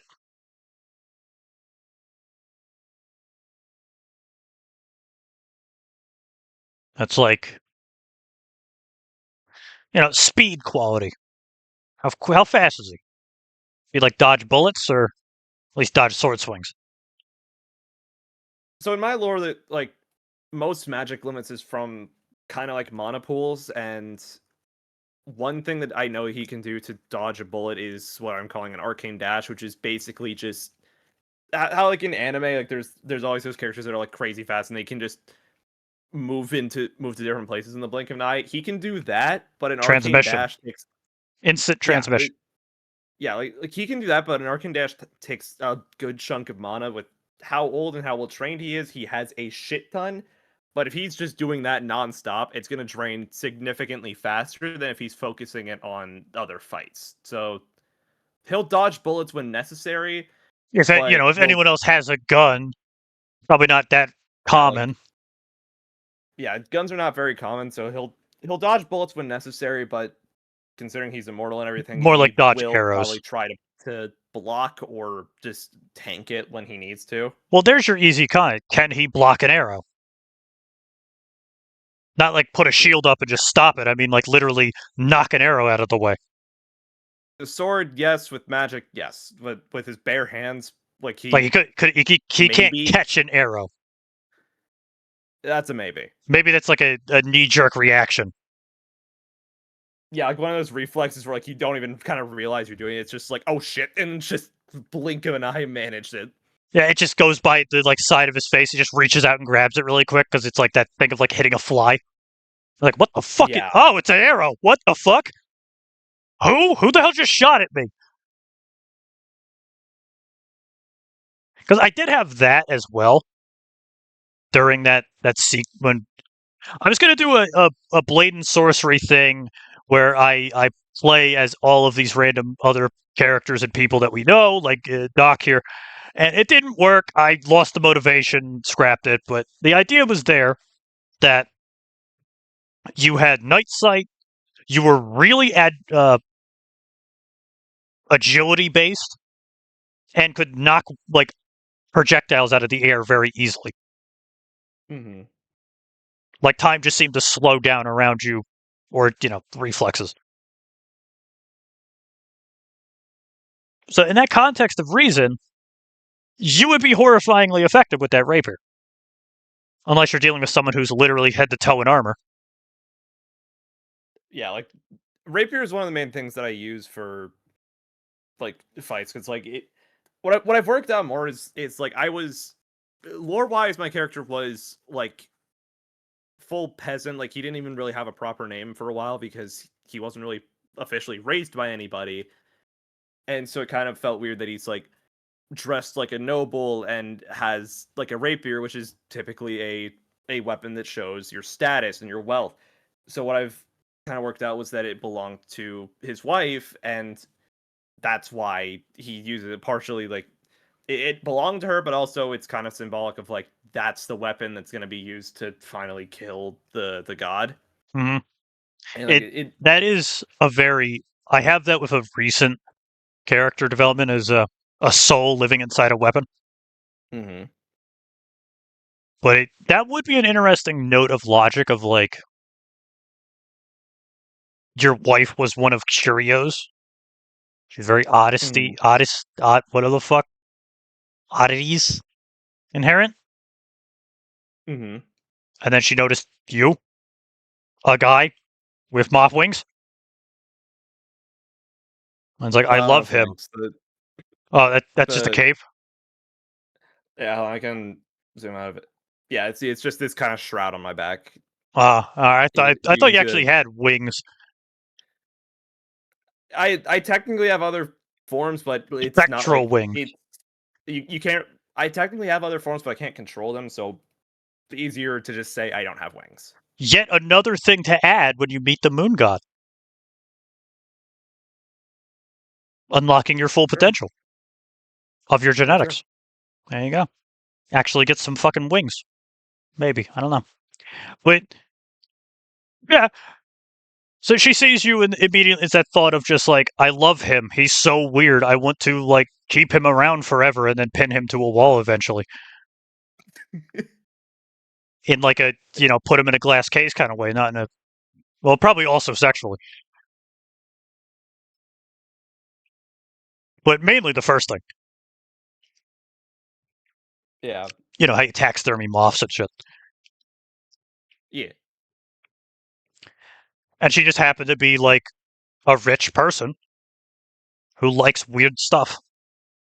And when she died, he took her sword. And that's why the sword is able to hurt gods, is because it's possessed. He just doesn't know this fact.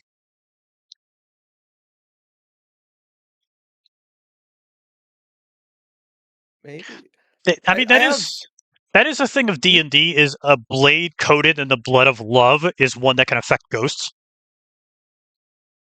That is interesting. and higher powers. I I have played with the idea of like a sword containing a living thing's soul. One idea that I had was like a special like this sword that like a adventurer used. They didn't know it was like enchanted. They killed a dragon with it, and then they learned that like the enchantment would like trap the soul of the dragon inside, but the dragon like either it's like the dragon is wants someone to free it, or it finds it interesting that like it's a sword that can somehow like it being in the sword somehow affects it more, Hmm. and doing kind of like a favor for whoever finds it. Like they're like, okay, until you retire as an adventurer, I'll like accept this, I'll help you.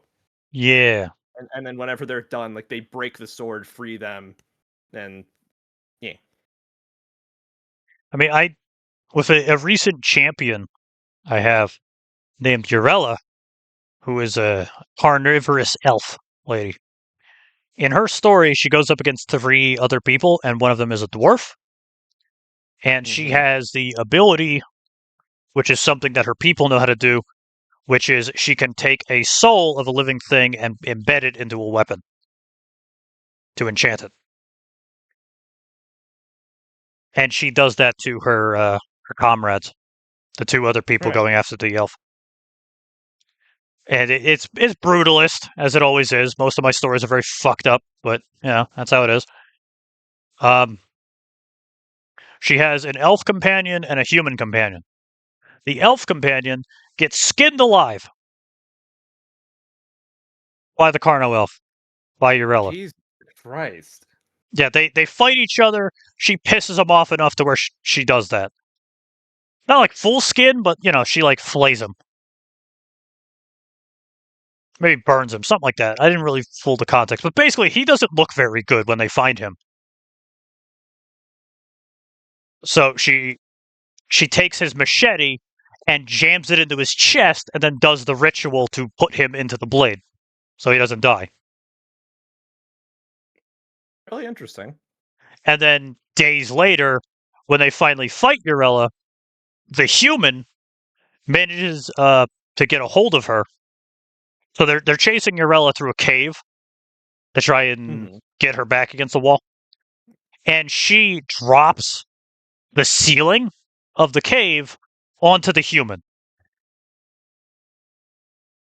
The intention was to just drop the ceiling, call it a cave in, to cut them off so they won't follow her anymore. But the human was a little Mm-hmm. faster and got caught under it. Right. But this motherfucker is so angry and spite ridden, the human abomination, whatever it is, to survive, that he drags himself out of the pile of rocks, bloodied as fuck, probably a concussion, and still draws his hatchet to fight her.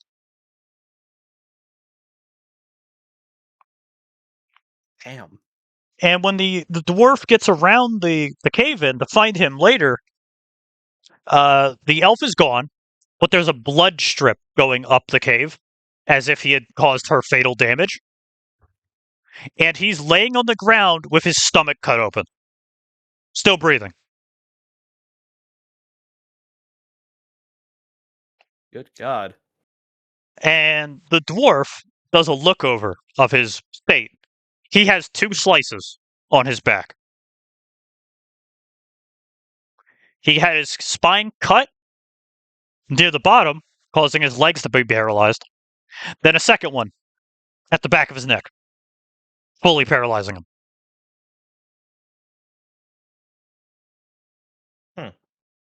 And the cut on the back of his neck is the freshest. Right. You get it? Yeah. This motherfucker continued to fight her with his stomach cut open and his legs paralyzed. Good fucking god. And in his dying state, he willingly asked the dwarf to put him into his own axe to go fight her. Very cool character. I like him very much. I can see why. I forgot his name. It was Kyle. Nice. Kyle Ironheart. So I do need to be right back. I gotta run to the bathroom real fast. Yep. I'll be here. Be right back. I haven't drank enough wine to need to piss yet.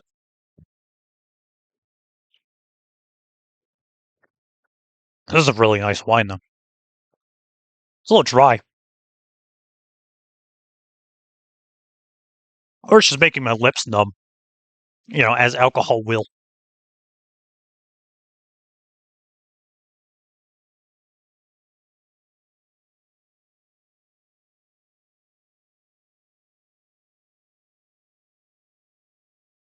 One of these days, we will get this man to drink. At least a little bit. I don't expect him to ever, keep up with me. But I think he should he should try something. A little champagne. A little tipsy juice. A little honey mead.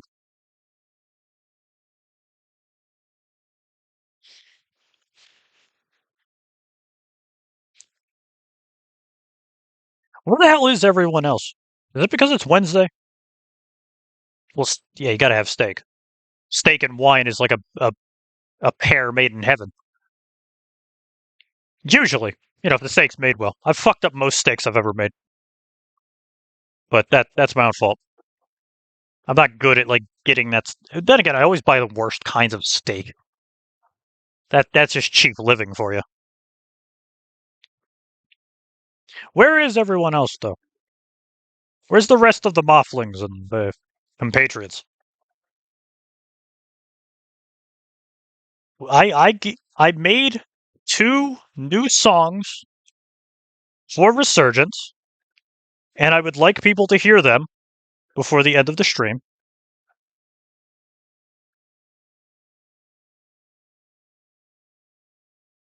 I'm gonna have to post them in his Discord. That's probably the only way that's gonna work.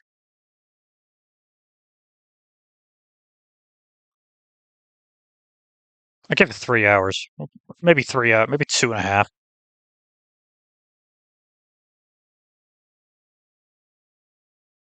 Yeah, about 2.5. Depends on him. We end this when he's good to go. Again, I know he does 6-hour streams of shit, so see what happens.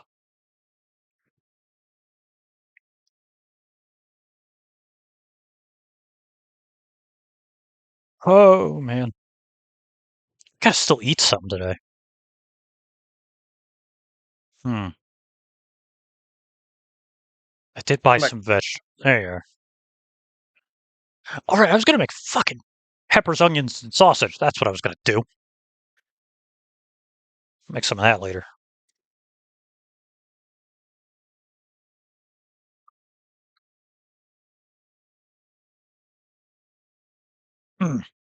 All right.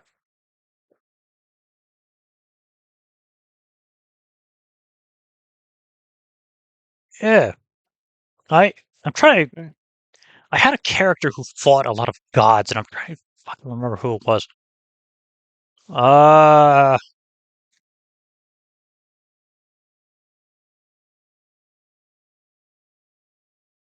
I don't know. I really love the concepts of writing those though, and then because of how Mhm. large my universe is.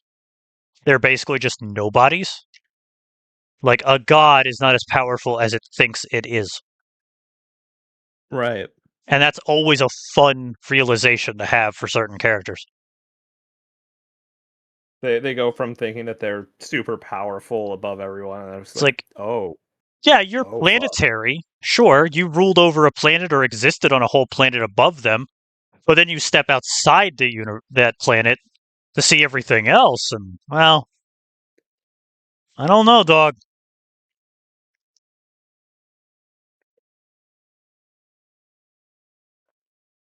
Like, have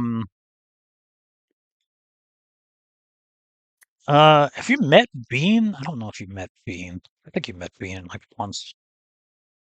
Maybe. One of my moderators. She she wrote a character who's basically Mother Nature of her planet. She's the god of nature. Yeah. And when she left her planet to join the Guardians, and by all means, if I start just bringing up random terms and shit, just stop me and ask.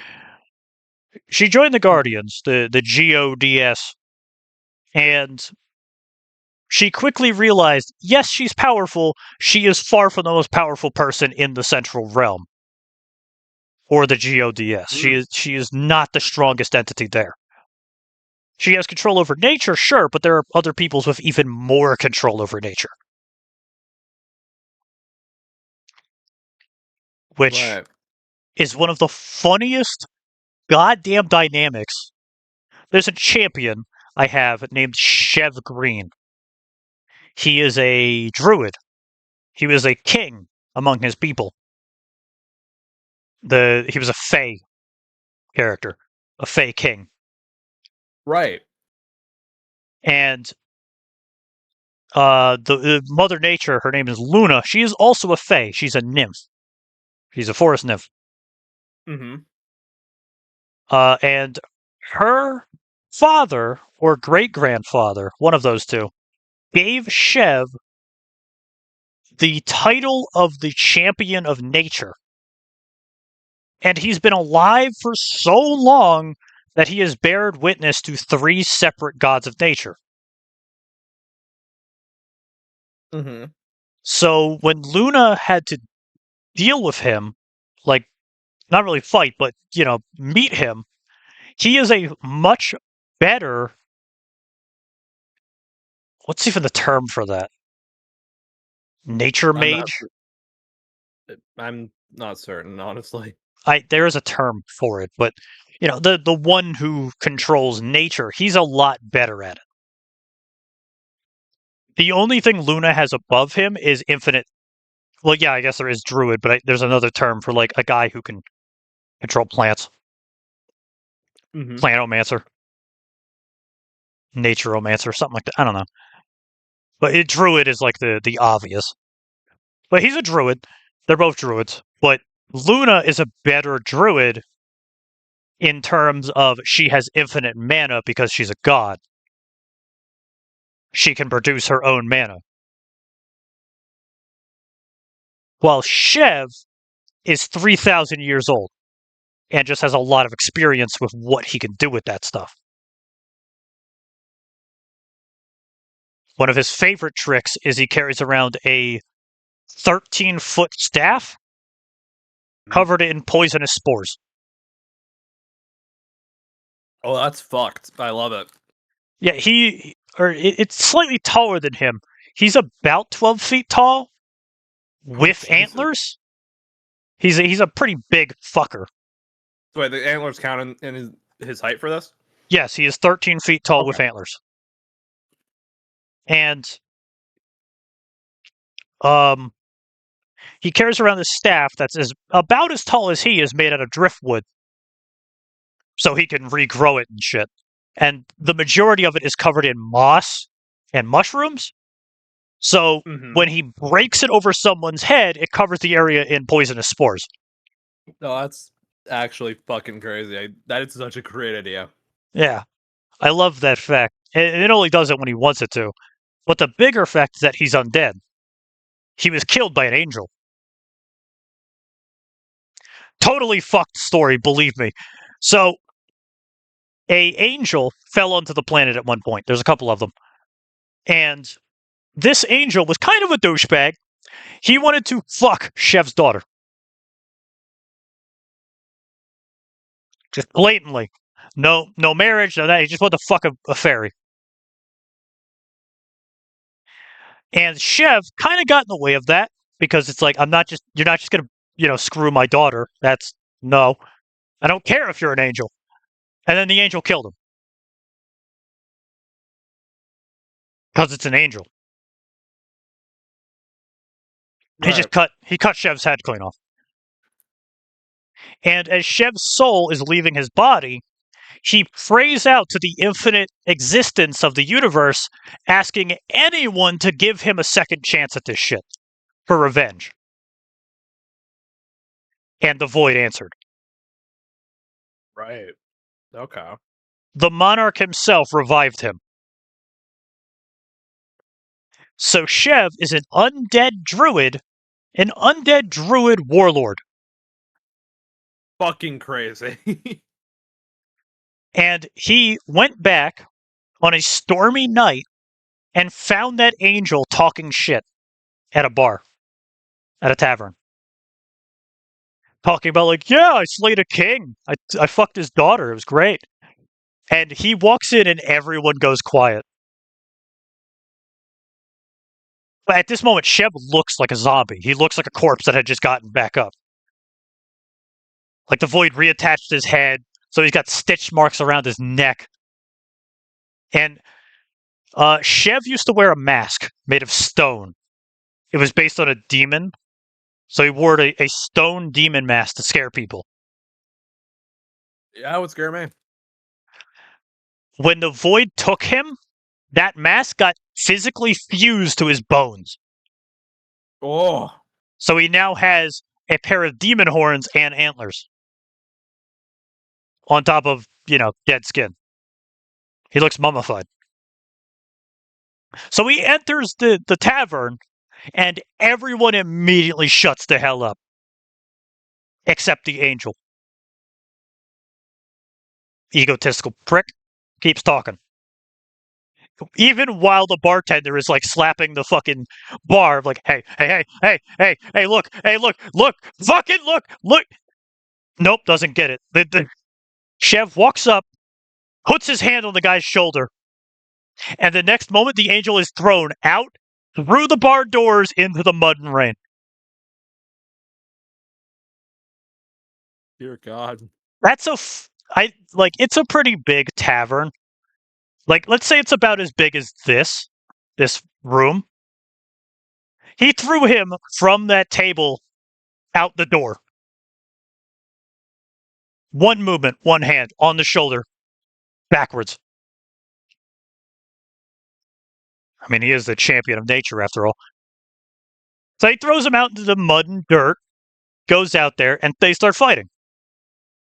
And somewhere in the middle of that fighting, he takes this angel, grabs him by both shoulders, picks him up, and then summons a thorn bush. And drops him on it backwards. Dear God. Just leave him there to think about it. And he crawls himself off of that bush, screaming about, it's like, your daughter chose me. She decided to stay with me. I didn't have a choice. I didn't force her. She decided to stay with me. Like, well, then my daughter chose wrong. Kicks him to the ground, puts his foot to the angel's back, grabs both of his wings, and yanks them off.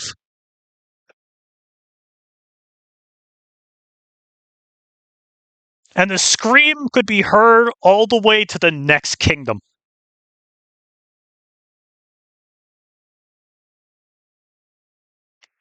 The following day, that angel was found skewered on a tree.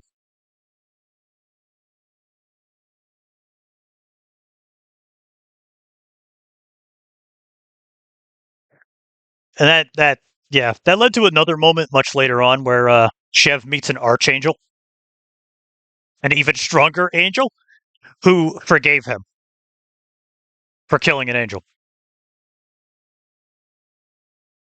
The prior, douchebag. Very good scene. I like that scene. That was a good scene. He does that a lot. Yeah. He forgives a lot of people who killed angels before.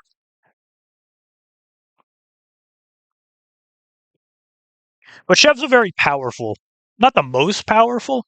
He gets killed by his wife at one point. So there's that. His wife was a very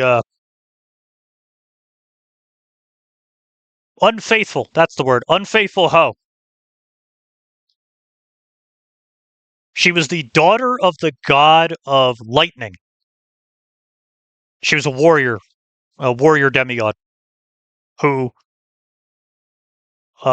shipped up with Shev to have kids. That's it. That's the whole reason she did that, is to have kin and to have somewhere to stay between conflicts. She did not love him. She did not care. And then much later on, when the story is wrapping up and the universe is ending, and Shev is told to go find her to get one of the relics from her, which, like, the relics are reality-bending objects. He shows up, asks her for it, she refuses, they fight. He loses. That scene is extra scary and horrifying because she pisses him off so much that he is willing to use what the Void has given him. Right. Shev is one of the 5 champions who does not like the fact that they are part of the champions. So they do not use Void powers. She made him use Void powers. She pissed him off so much that he was willing to tap into Void to hurt her. And he still lost. God. Only made more sad that she wanders off after kicking his ass. She didn't even kill him. You can't really kill him. He's undead, so no. But the emissary, very scary motherfucker, the right hand of the Void, shows up to see what the hell happened. And Shev is laying there on the ground in pieces. Looks up at him, barely alive, and begs him to kill him. He's failed the Void. He's failed his duty. His wife does not give a fuck about him. He's failed his own kids. He would like it if one just killed him.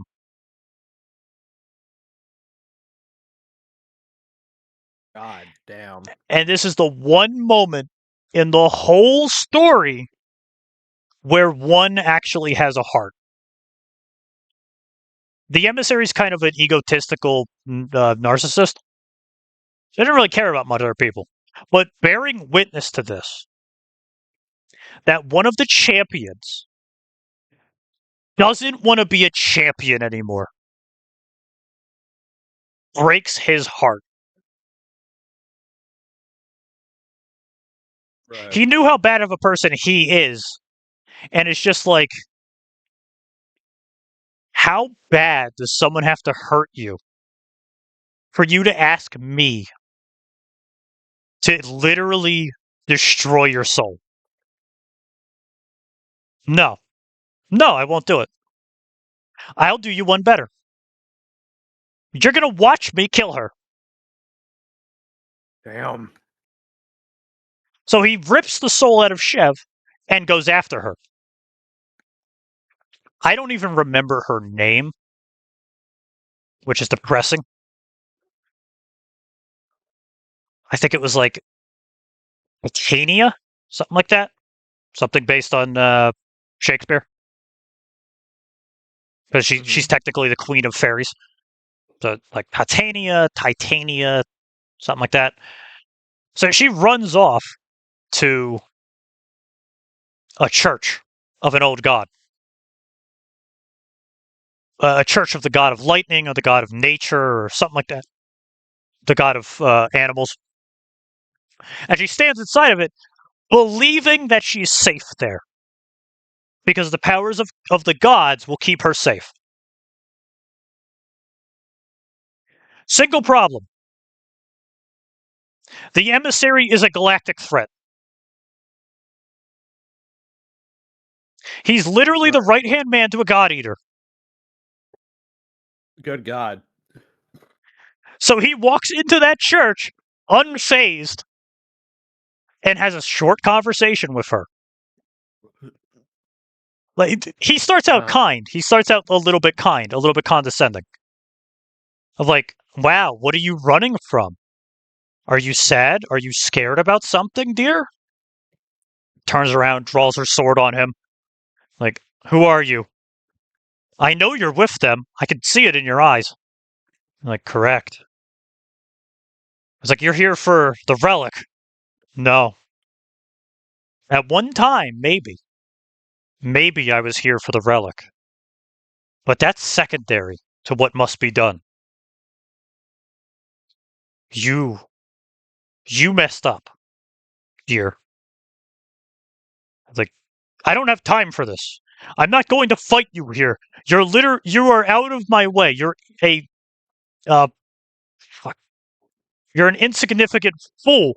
And right as she says fool, the emissary raises his hand, raises his voice, and raises the fucking chapel into the air. Good God. He freezes everything. And screams. I'm not going to scream, but he screams. It's like, do you have any idea what you did? You're delaying the end of the universe. Are you fucking deaf? God damn. Walks up to her, stretches his hand out, breaks all of her limbs by doing that. Like he stretches her out with telekinesis, basically. Takes her sword away from her, burns it to ash. Drops her on the ground, and summons up a blade. It's like, do you know how much damage you have to do?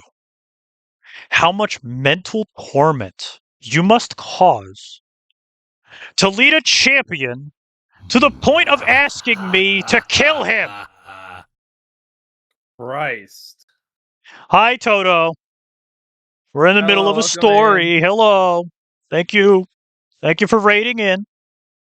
What were you playing? I swear I noticed it earlier, but I'm kind of drunk.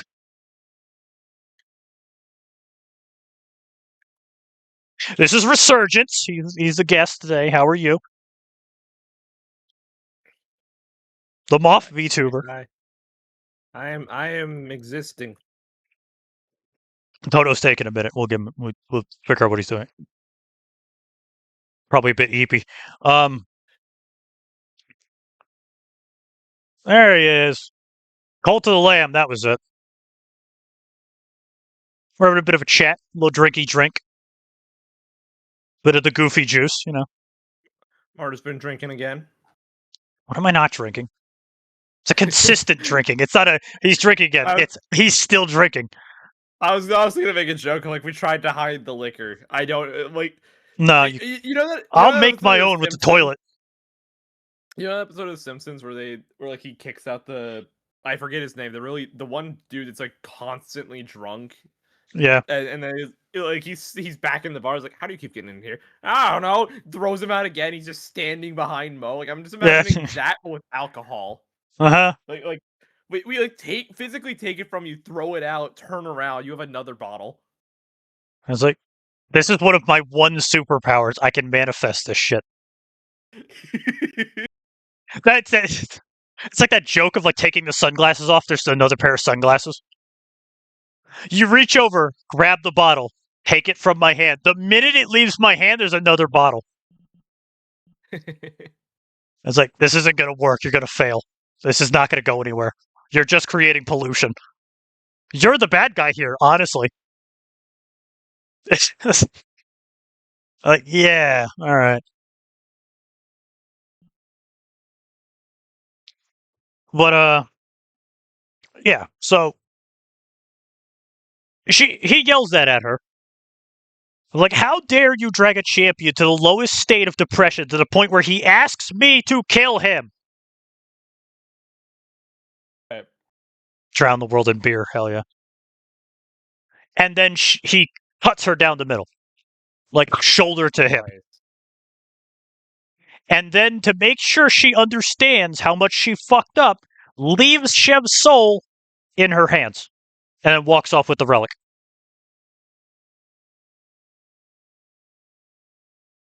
And in a fucked up universe where time never got fixed, Shev joins her as one person. Like their souls combined. So Shev is living inside of her undead corpse. Very fucked up situation. There's a lot of those. A lot of fucked up situations. Luckily, that didn't happen, though. She Right. did learn. I want to believe that she learned how she fucked up. That's really the only way to get past a narcissist is, show them their own grave. Mhm. Not really gonna prove a point otherwise.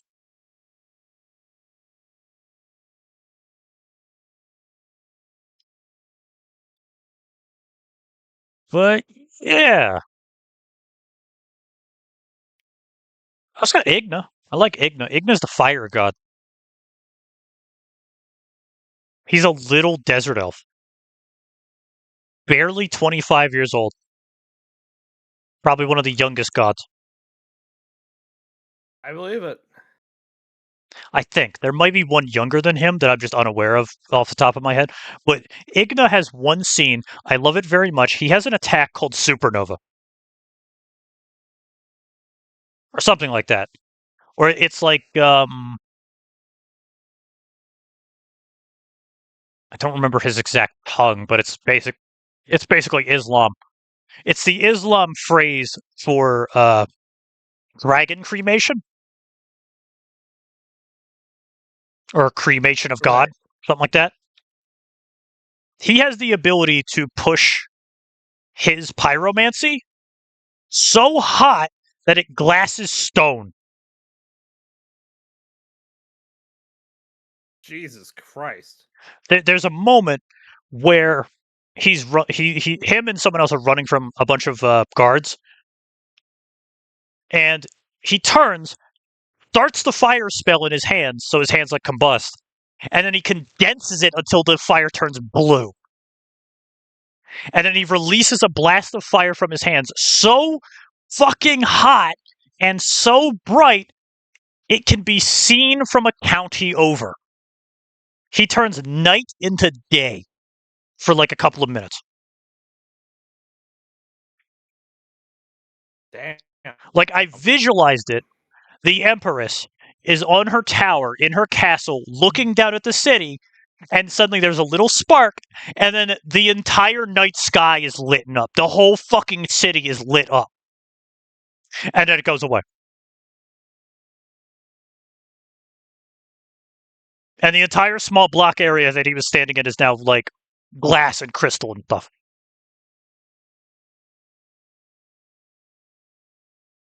Also, Phoenix Fire. I like Phoenix Fire. That one's a fun ability. You have Phoenixes in your lore? You ever eaten a Phoenix? No. I wish I can. I'm hoping.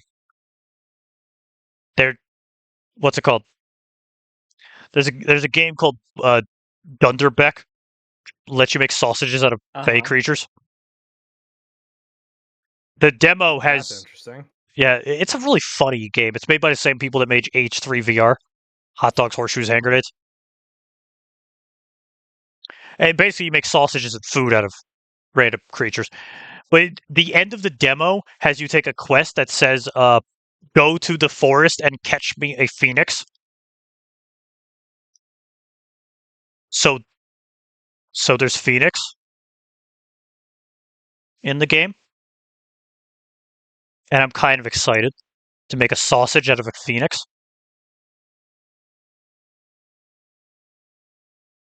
Phoenix hot dogs. Hell yeah. Probably kind of spicy though.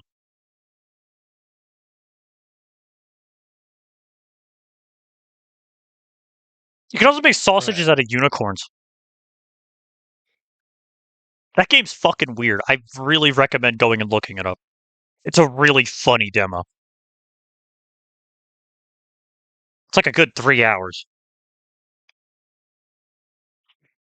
If you like run out of shit to do. That'd be a pretty good stream. It's very funny of a game. I might check it out. Yeah.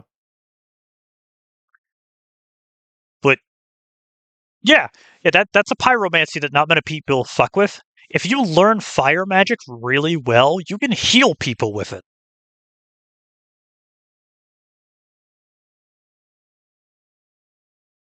Like a warm embrace can heal you. I mean, that's how the flu works. If you get really sick, your body raises your body temperature until it's dead.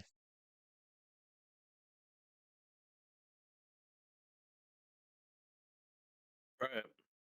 So Phoenix Fire would be the equivalent of taking a Phoenix Feather and using it as an alchemy ingredient to heal yourself. Kind of like Final Fantasy has a Phoenix Down, which lets you revive someone from unconsciousness.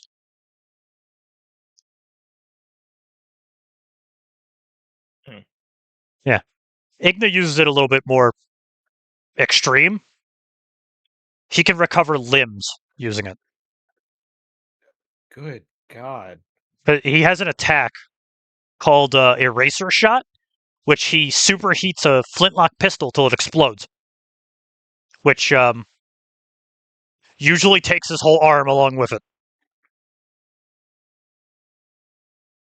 But, he takes a Phoenix Feather, he jams it into the stub of his arm, and then he burns it and it regrows his arm.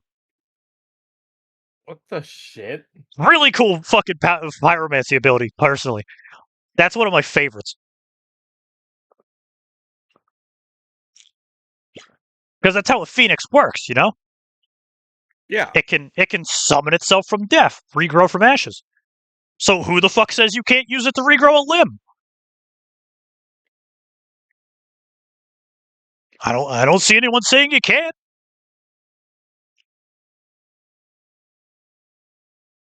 It's kind of cool.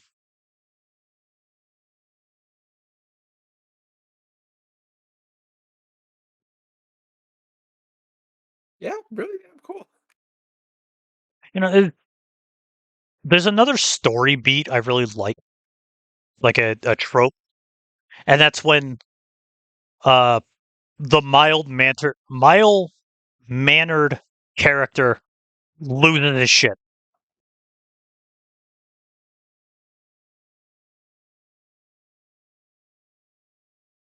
You know what I'm on about? In the anime when Kind the of, yeah. screen like zooms in and it's like looking from upwards and the guy's about to have a mental breakdown. Yeah. Yeah. Yeah, I know what you're talking about. I can't exactly have that, but you can.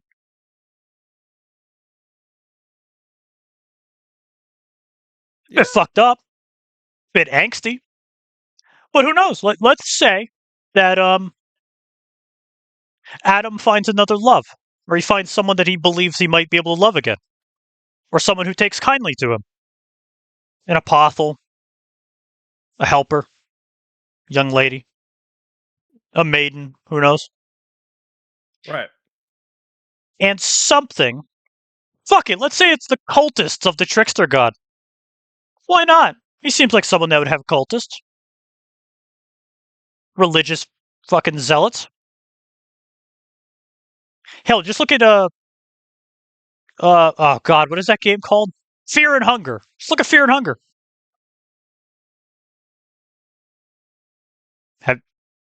Have you seen Fear and Hunger? Kind of. Well, Not a lot of it. okay, a majority of Fear and Hunger has a lot of very fucked up gods that really don't like humanity, but one of them is a trickster god, and he takes up the form of the moon. He has a lot of cultists. Those cultists do not like people. They're very evil. One of them looks like Art the Clown. Right. In the second game of Fear and Hunger, said Art the Clown looking dude uh, gets his hands on one of the playable characters and saws Mhm. his fucking head off. That is some genuine Art the Clown type shit. Not like cleaves it, literally takes a fucking rusty saw to the back of the dude's neck. You watch him do it. Christ. Yeah, the Fear and Hunger series is crazy. The third one's supposed to be coming out in like 2027. Interesting. Fuck only knows what he's gonna do with it, but you know. Um, yeah. So you know, it would make sense that the god of lies has zealots. There are bad people. If there is a god that is also bad, would they not believe in him?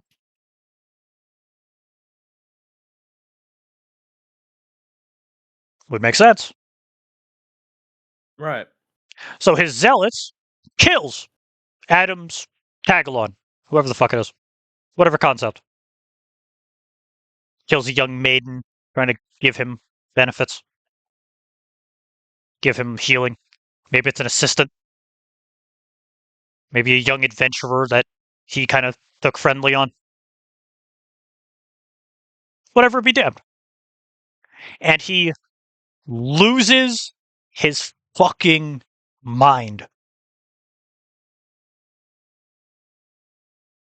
His wife dying to the god, sure. Yeah. At the moment, what can you do? It's one of the gods.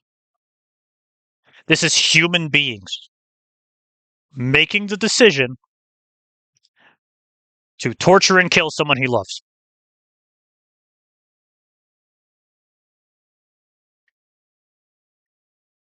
The fear and righteousness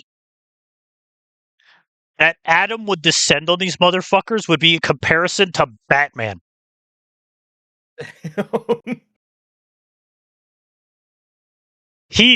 This would have to be a moment after he learns about his heritage from the moon god. And he has fully understood what he is. And the visual there of him walking into a room and seeing this little adventurer person that he loved quite well, a good friend, butchered on a table as a sacrifice around Mhm. all of these pig-faced fuckheads. And as he's shaking, with energy literally radiating off of him, draws his gun and shoots out the chandelier and plunges the room into pitch black darkness.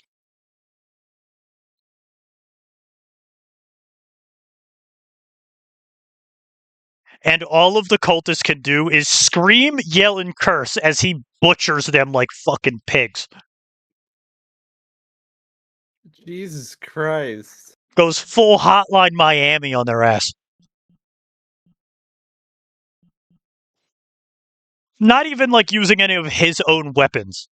It's like, you fuckers are not even deserving of my wife's blade. I'm doing this with my bare hands.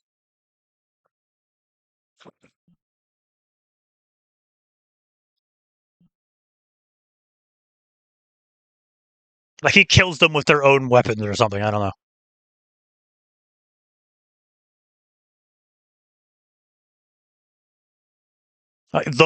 Those kinds of scenes is what I live on.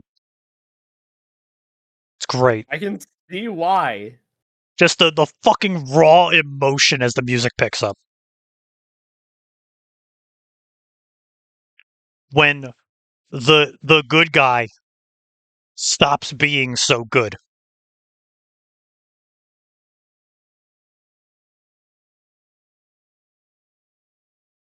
Like I have a lot of those scenes with a character of mine named Jefferson Kilmer. He is a father of 8. He has a lot of adopted kids. And Trying to remember a good one.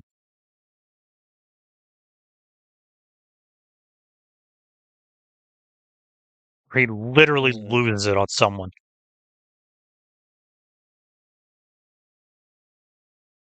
The emissary. The emissary at one point took his entire family from him,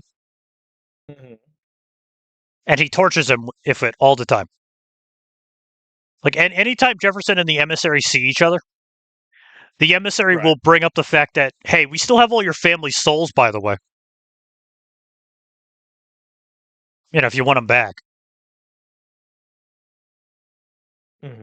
you could join us. We'll give you them. But at a later point in the story, Jefferson gets a chance in a locked room against the emissary. And Jefferson has a parasite, kind of like Prototype. You know those games? Kind of, yeah. It's like Resident Evil, like a mixture of the Prototype and Wesker's parasite. Right. Jefferson beats the absolute hell out of the emissary for several minutes. Jesus. He breaks his sword. He snaps his gun in half over the emissary's head. And he punches him so many times, so hard that his fists start to bleed. And then he keeps going. He breaks his wrists, his elbows. He literally busts his arm into a billion pieces. He breaks the bones in his own arm. Literally rips his own arm off to beat the emissary with it. And then the parasite in his body regrows his limb. And before the limb is fully healed, he continues punching the emissary with it. Jesus fucking Christ. He loses his arm like a dozen times, like both arms, like a dozen times. And then the emissary, before dying, manages to get one blink off and rips the alpha parasite out of Jefferson's chest, crippling him. Christ. So yet another lost, even after all of that, as you know, Jefferson's just a poor man that keeps losing. And much later, he ends up in the ER, in a hospital bed. And this scene makes me cry a little bit. His family does show up to support him. And the doctor takes his wife and his right-hand man to the side to have a conversation and tells them, Mr. Kilmer might not be the same after this. He's not been eating very much.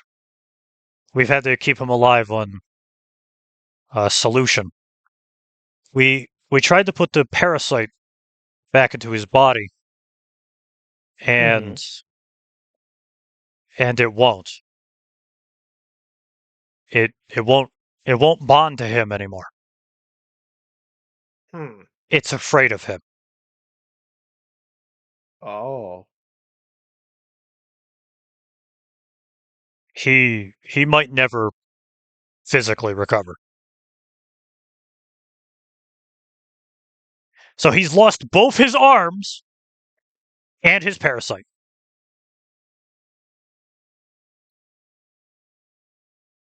Most of his life, this parasite has abused him as a host.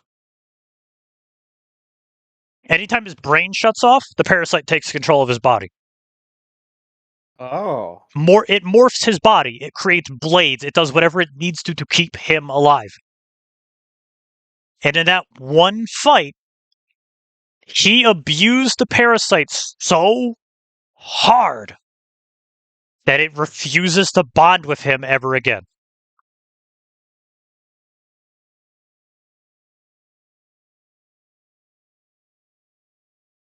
That'd be like Eddie Brock beating the fuck out of Venom so hard that he leaves. Right.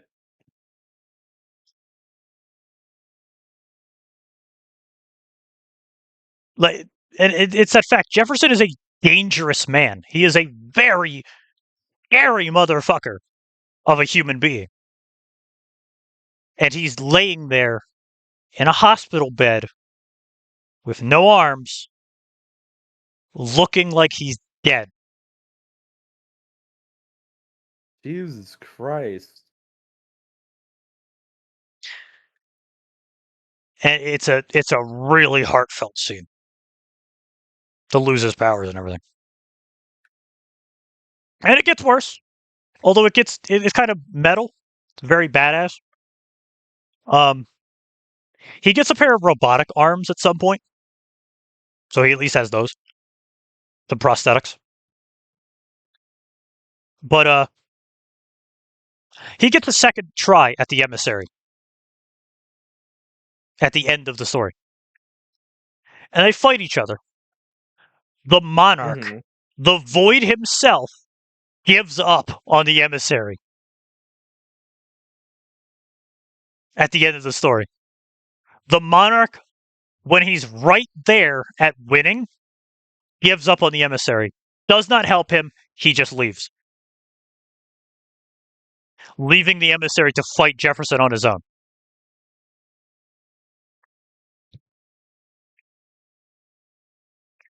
And Jefferson, though he's decent at fighting, isn't fully keeping up.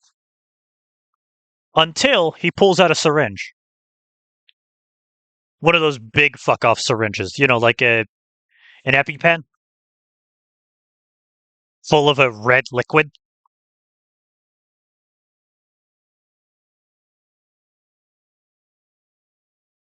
You know? Right. Okay, just make sure you're alive. So his family is watching this fight Mm-hmm. because all the Guardians have this tech given to them that lets people record from like their eyes and stuff, and also Mm-hmm. from drones and several other things. I don't know. The context isn't fully aware. Either way, the family can see him fighting the emissary, and it's basically like even matchup. Mm-hmm. Jefferson reaches into his coat and pulls out this needle, which has a red liquid in it. And in context here, he has one of those needles as well, which had a black liquid in it, which is the parasite that he normally uses. Mm-hmm. This one's red. And he looks the emissary down and says, "No matter by the graces of God, by the pain we both suffer, by no matter means of broken bones and torn flesh, I'm going to see that you die here on the edge of the universe, even if I have to drag myself with you." And jams that shit into his neck.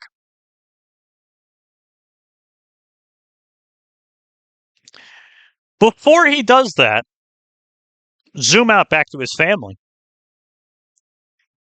They notice that syringe.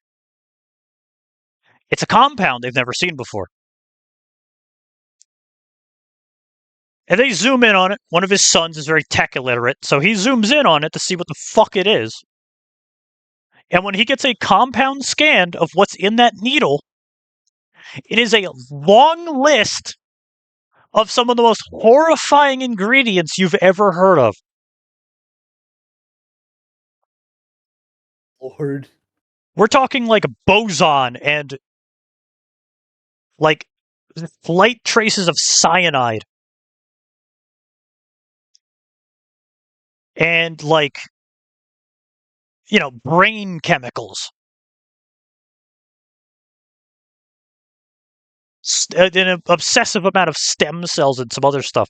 Like it's stuff that would be if it was on the back of a food container, you would want to call the FCC immediately. Right. And then his daughter, his youngest daughter, named Zara, is flipping through her journal and she stops and when she finds it and drops her journal onto the ground, visibly shaking with tears as she realizes what that compound is. One Jesus of the Christ. other family members, his head guard, or no, not his head guard, it's John, his right hand man, looks over to see the book and sees Zara freaking out and sees it. It's red goo. Do you know what gray goo is? The scientific variable of gray goo?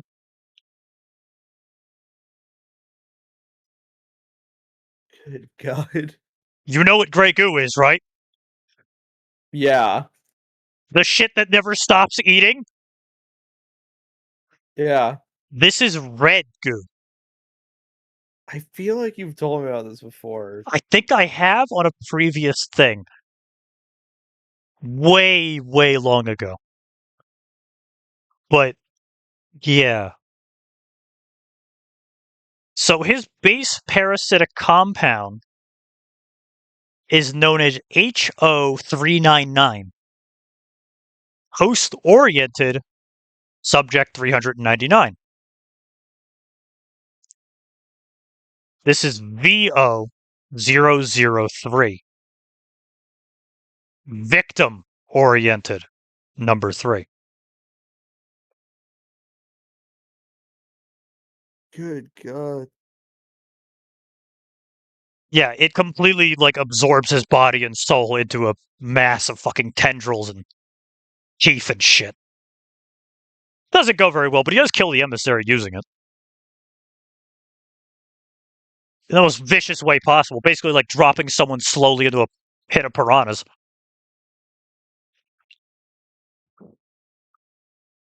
But it works. It works. That's what matters. Very baller. Very, very fucking heart-wrenching scene. Luckily, at the end of the universe, Henry wins, and everything goes back to normal. So Jefferson does come back. So no pain. Or, everyone gets a good ending. Can't just leave it on a sad note. That'd be Right. fucked up. I'm not trying to pull a fucking... What's that series? Game of Thrones? That's it. Yeah. I'm not pulling a Game of Thrones after this, bitch. I'm not doing that. I refuse.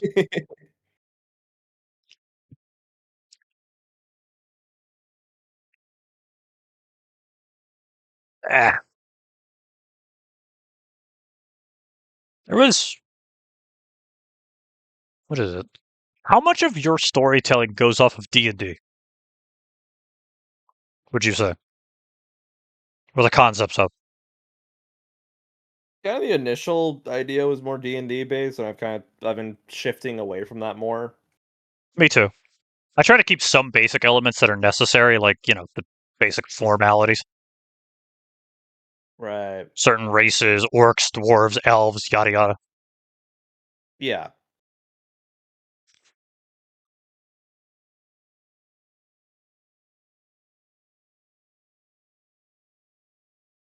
Is fuck! That would make that scene so much worse. What if Adam has a Mhm. fucking sibling? Oh Lord. He meets another Mothkin. And the trickster god takes them too. And that's what makes him go full Batman on a bunch of guys. That would be so sad. Yeah, it would. That would piss off the moon god too. That's probably what fully leads to him finally killing the trickster god. Is it that's the one Mhm. that's the moment that leads the moon god into I'm going to help you kill him. I don't care reason, I don't care what we have to do, I want to see him dead.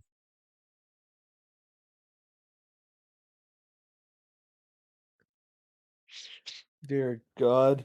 He has fucked your life up. He has fucked my daughter's life up. I am going to personally make sure that you strangle him to death with his own intestines.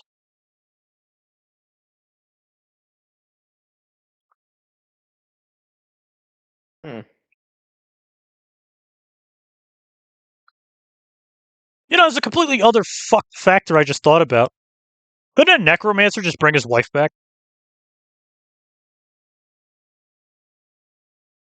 Spells like that are very hard to cast, and no one was able to like reach her in time. And a necromancer would just reanimate her body, not herself. Yeah, that body probably isn't around anymore.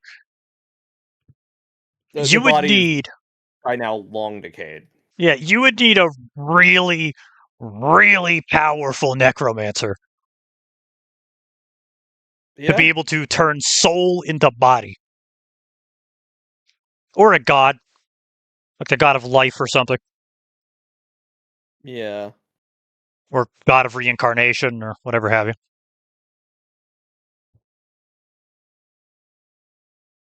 I don't know. It's a really stupid thought, but sort of a weird baseline logic of if you find like a partner or a like business partner or relationship partner and they want to join you in this, there's your headcanon. Mm-hmm. Have them get Yeah. them a model of your wife and then say that someone managed to reincarnate them or whatever. Although a spirit VTuber would be really fucking cool. Like, there's a couple of people with ghost-like aesthetics, but you never see anyone who has a full-blown spirit. No, I don't think. I don't think I've seen that Like, ever. transparent and shit. That'd be cool. That would be really cool. That'd be really interesting. Hey, I don't know. It's an idea. I'm sure you'd manage. Maybe. Seem like a cool guy. I'm sure you'd find someone eventually. Mm-hmm. I mean, if I can, you can. True. Although, you know, me and Cash are still trying to figure that out. It's mostly platonic.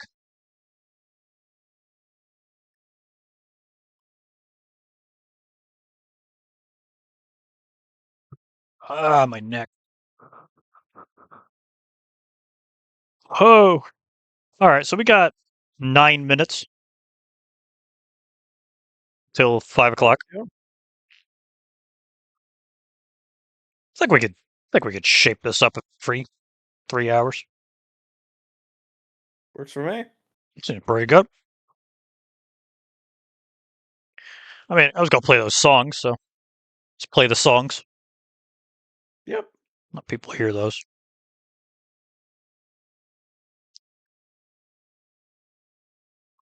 Piku's excited, by the way. Oh, is They're she? they're ready for another Mocktales drawing. All right.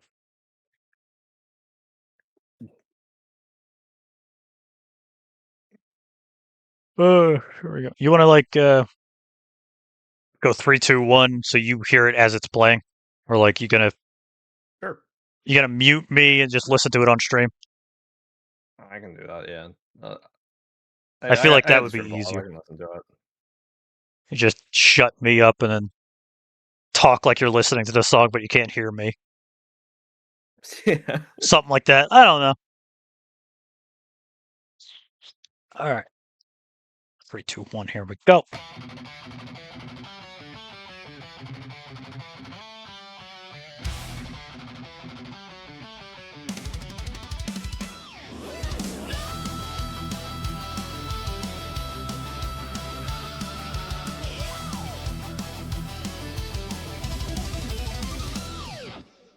Once a hero bound by light, now a shadow in the night.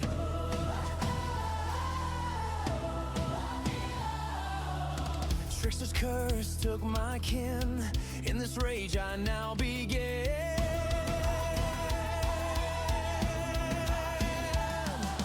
Live for ages, watch them fade. Smolder ruins that God's made. In the darkness I grow strong. I'll make right what Resurgence of the fallen, hear my vengeance calling. With a fire that won't die, I will see justice rise. Justice rise.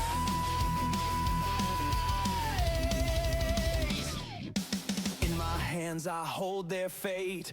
Their souls shall feel the weight. As every god now has a date, with immortal pain, intense and raw, I will break through the trickster's law. Echoes of my family's cries fuel the fire within my eyes, cursed but not yet beat. Vengeance will make me complete. Resurgence of the fallen, hear my vengeance calling. With a fire that won't die, I will see justice rise. Justice rise.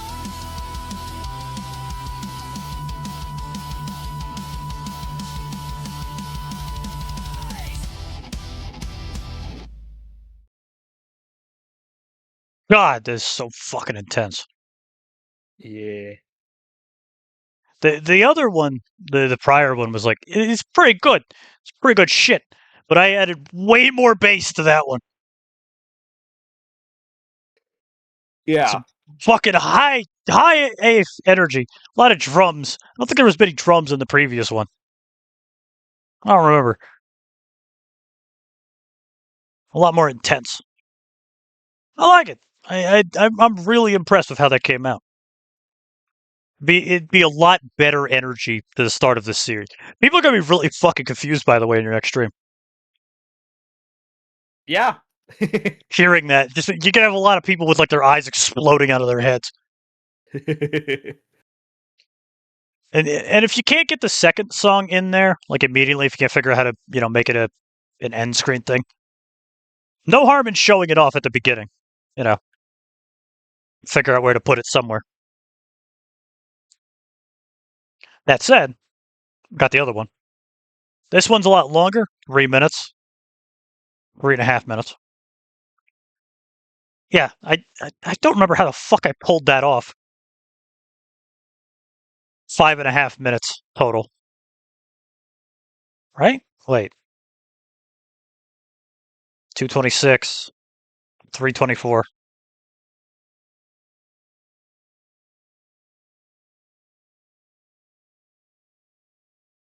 350 or 650. 650 minutes. So about 7 minutes worth of music total.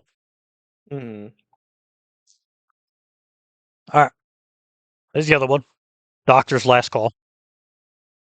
This is when you actually manage to get your hands on the son of a bitch. The good old meme of when I get you. I want to fucking get you. This is exactly how it goes. Here we go. 3, 2, 1.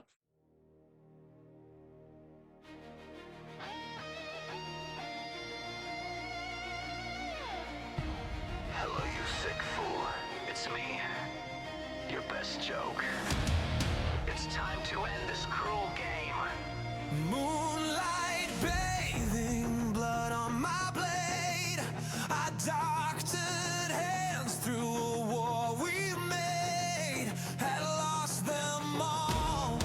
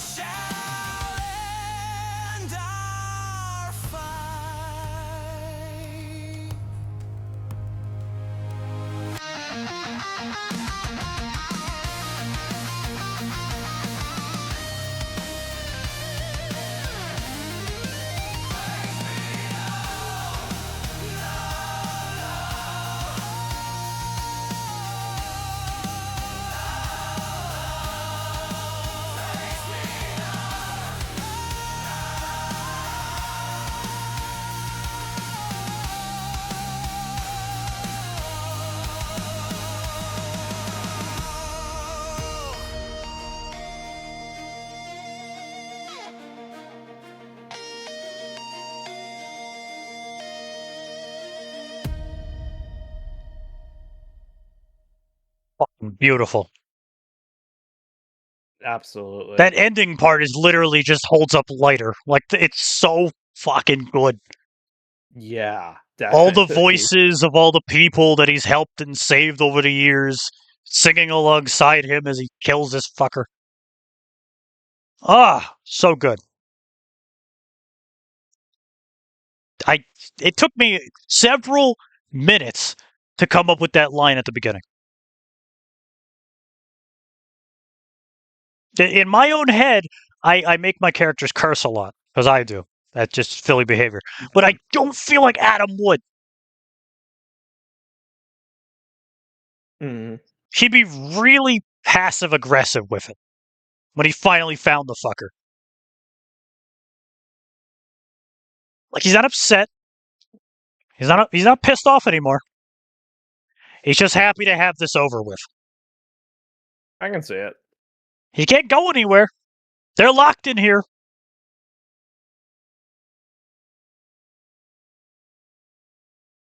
He's gonna make damn sure that he's the one walking out.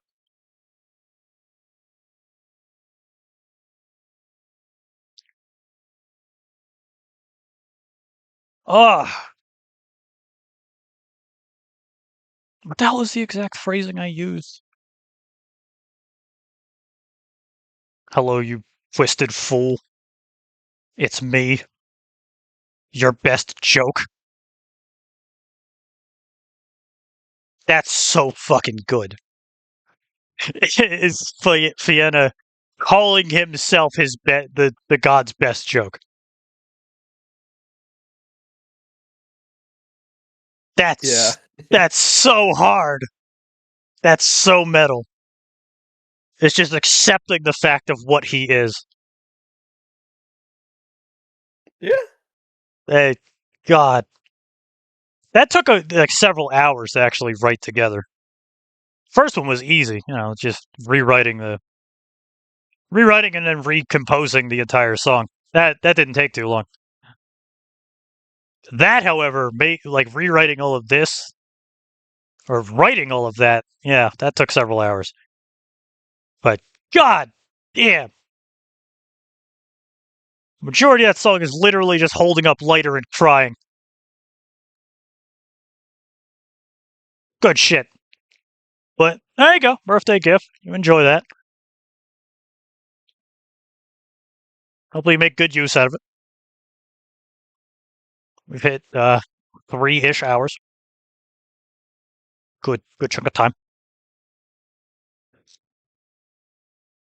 So, any last wishes you would like to give to the people?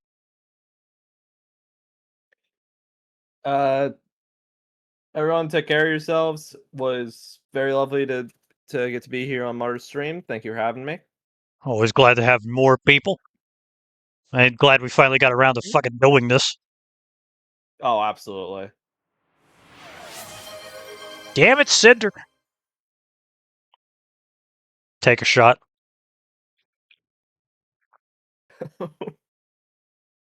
Right at the end. Right at the end, they show up.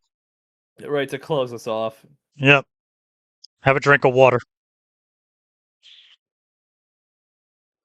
I don't really have a shot of anything to take on your end, but my end, just take a large lug of wine.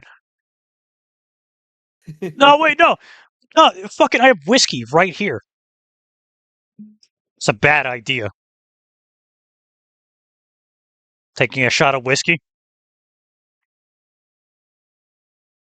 What's up? You did this! Alright, I'm good.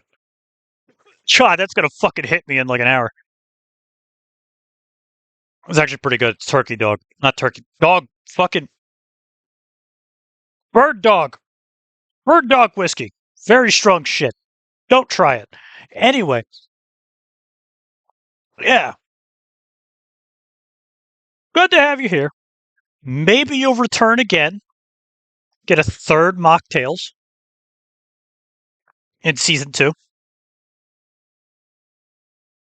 Yeah. Somehow didn't bring it up the entire time we were doing this that you were on my first Mocktales as the bartender. That is true, yeah. Although, Orbit never really responded to any of my calls after that, but such is the way that it is. Some people don't stay in contact. I'm glad we did, though.